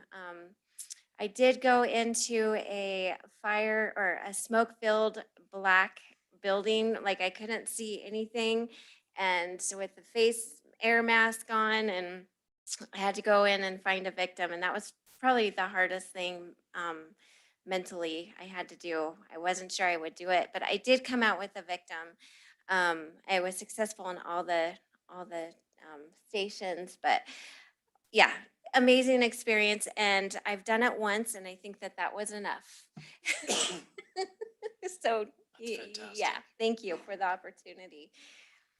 That's all I have. Thank you. Councilman Nielsen? I'll just say I attended the mayor's youth scholarship award dinner, and Mayor, I'll defer to you to talk about that further. So we gave out 5 scholarships to 5 awesome seniors this year. A couple weeks ago, I think, right? Or a week ago. Out down at the Star River House. We have a lot more seniors that are in our community that we need to really reach out to look to get some of these scholarships if they want to go further their education or go to a trade school or a specialty school. These seniors that we had this year are really cool, you know, and it's really fun to watch some of them grow up, right? I've known a lot of these kids since they were little, you know, that got them. So that was awesome to see. I just want to mention one thing, the Boise River Enhancement Network. Bren is doing a river cleanup on June 26th. Is that right, Councilman Keys? Do you remember? I don't have the date in front of me, but that sounds right, but I don't have it in front of me. It's a Saturday, June 26th, down there at their Star River Walk. So if you could volunteer and come down and help clean up along our river, that'd be fantastic. That's all I got to report. Sean, Jacob, Chris, Chief, you already gave, did you want to give another report? Okay, cool. All right. With that said, we're going to end this public hearing or this city council meeting at 10:06. Thank you.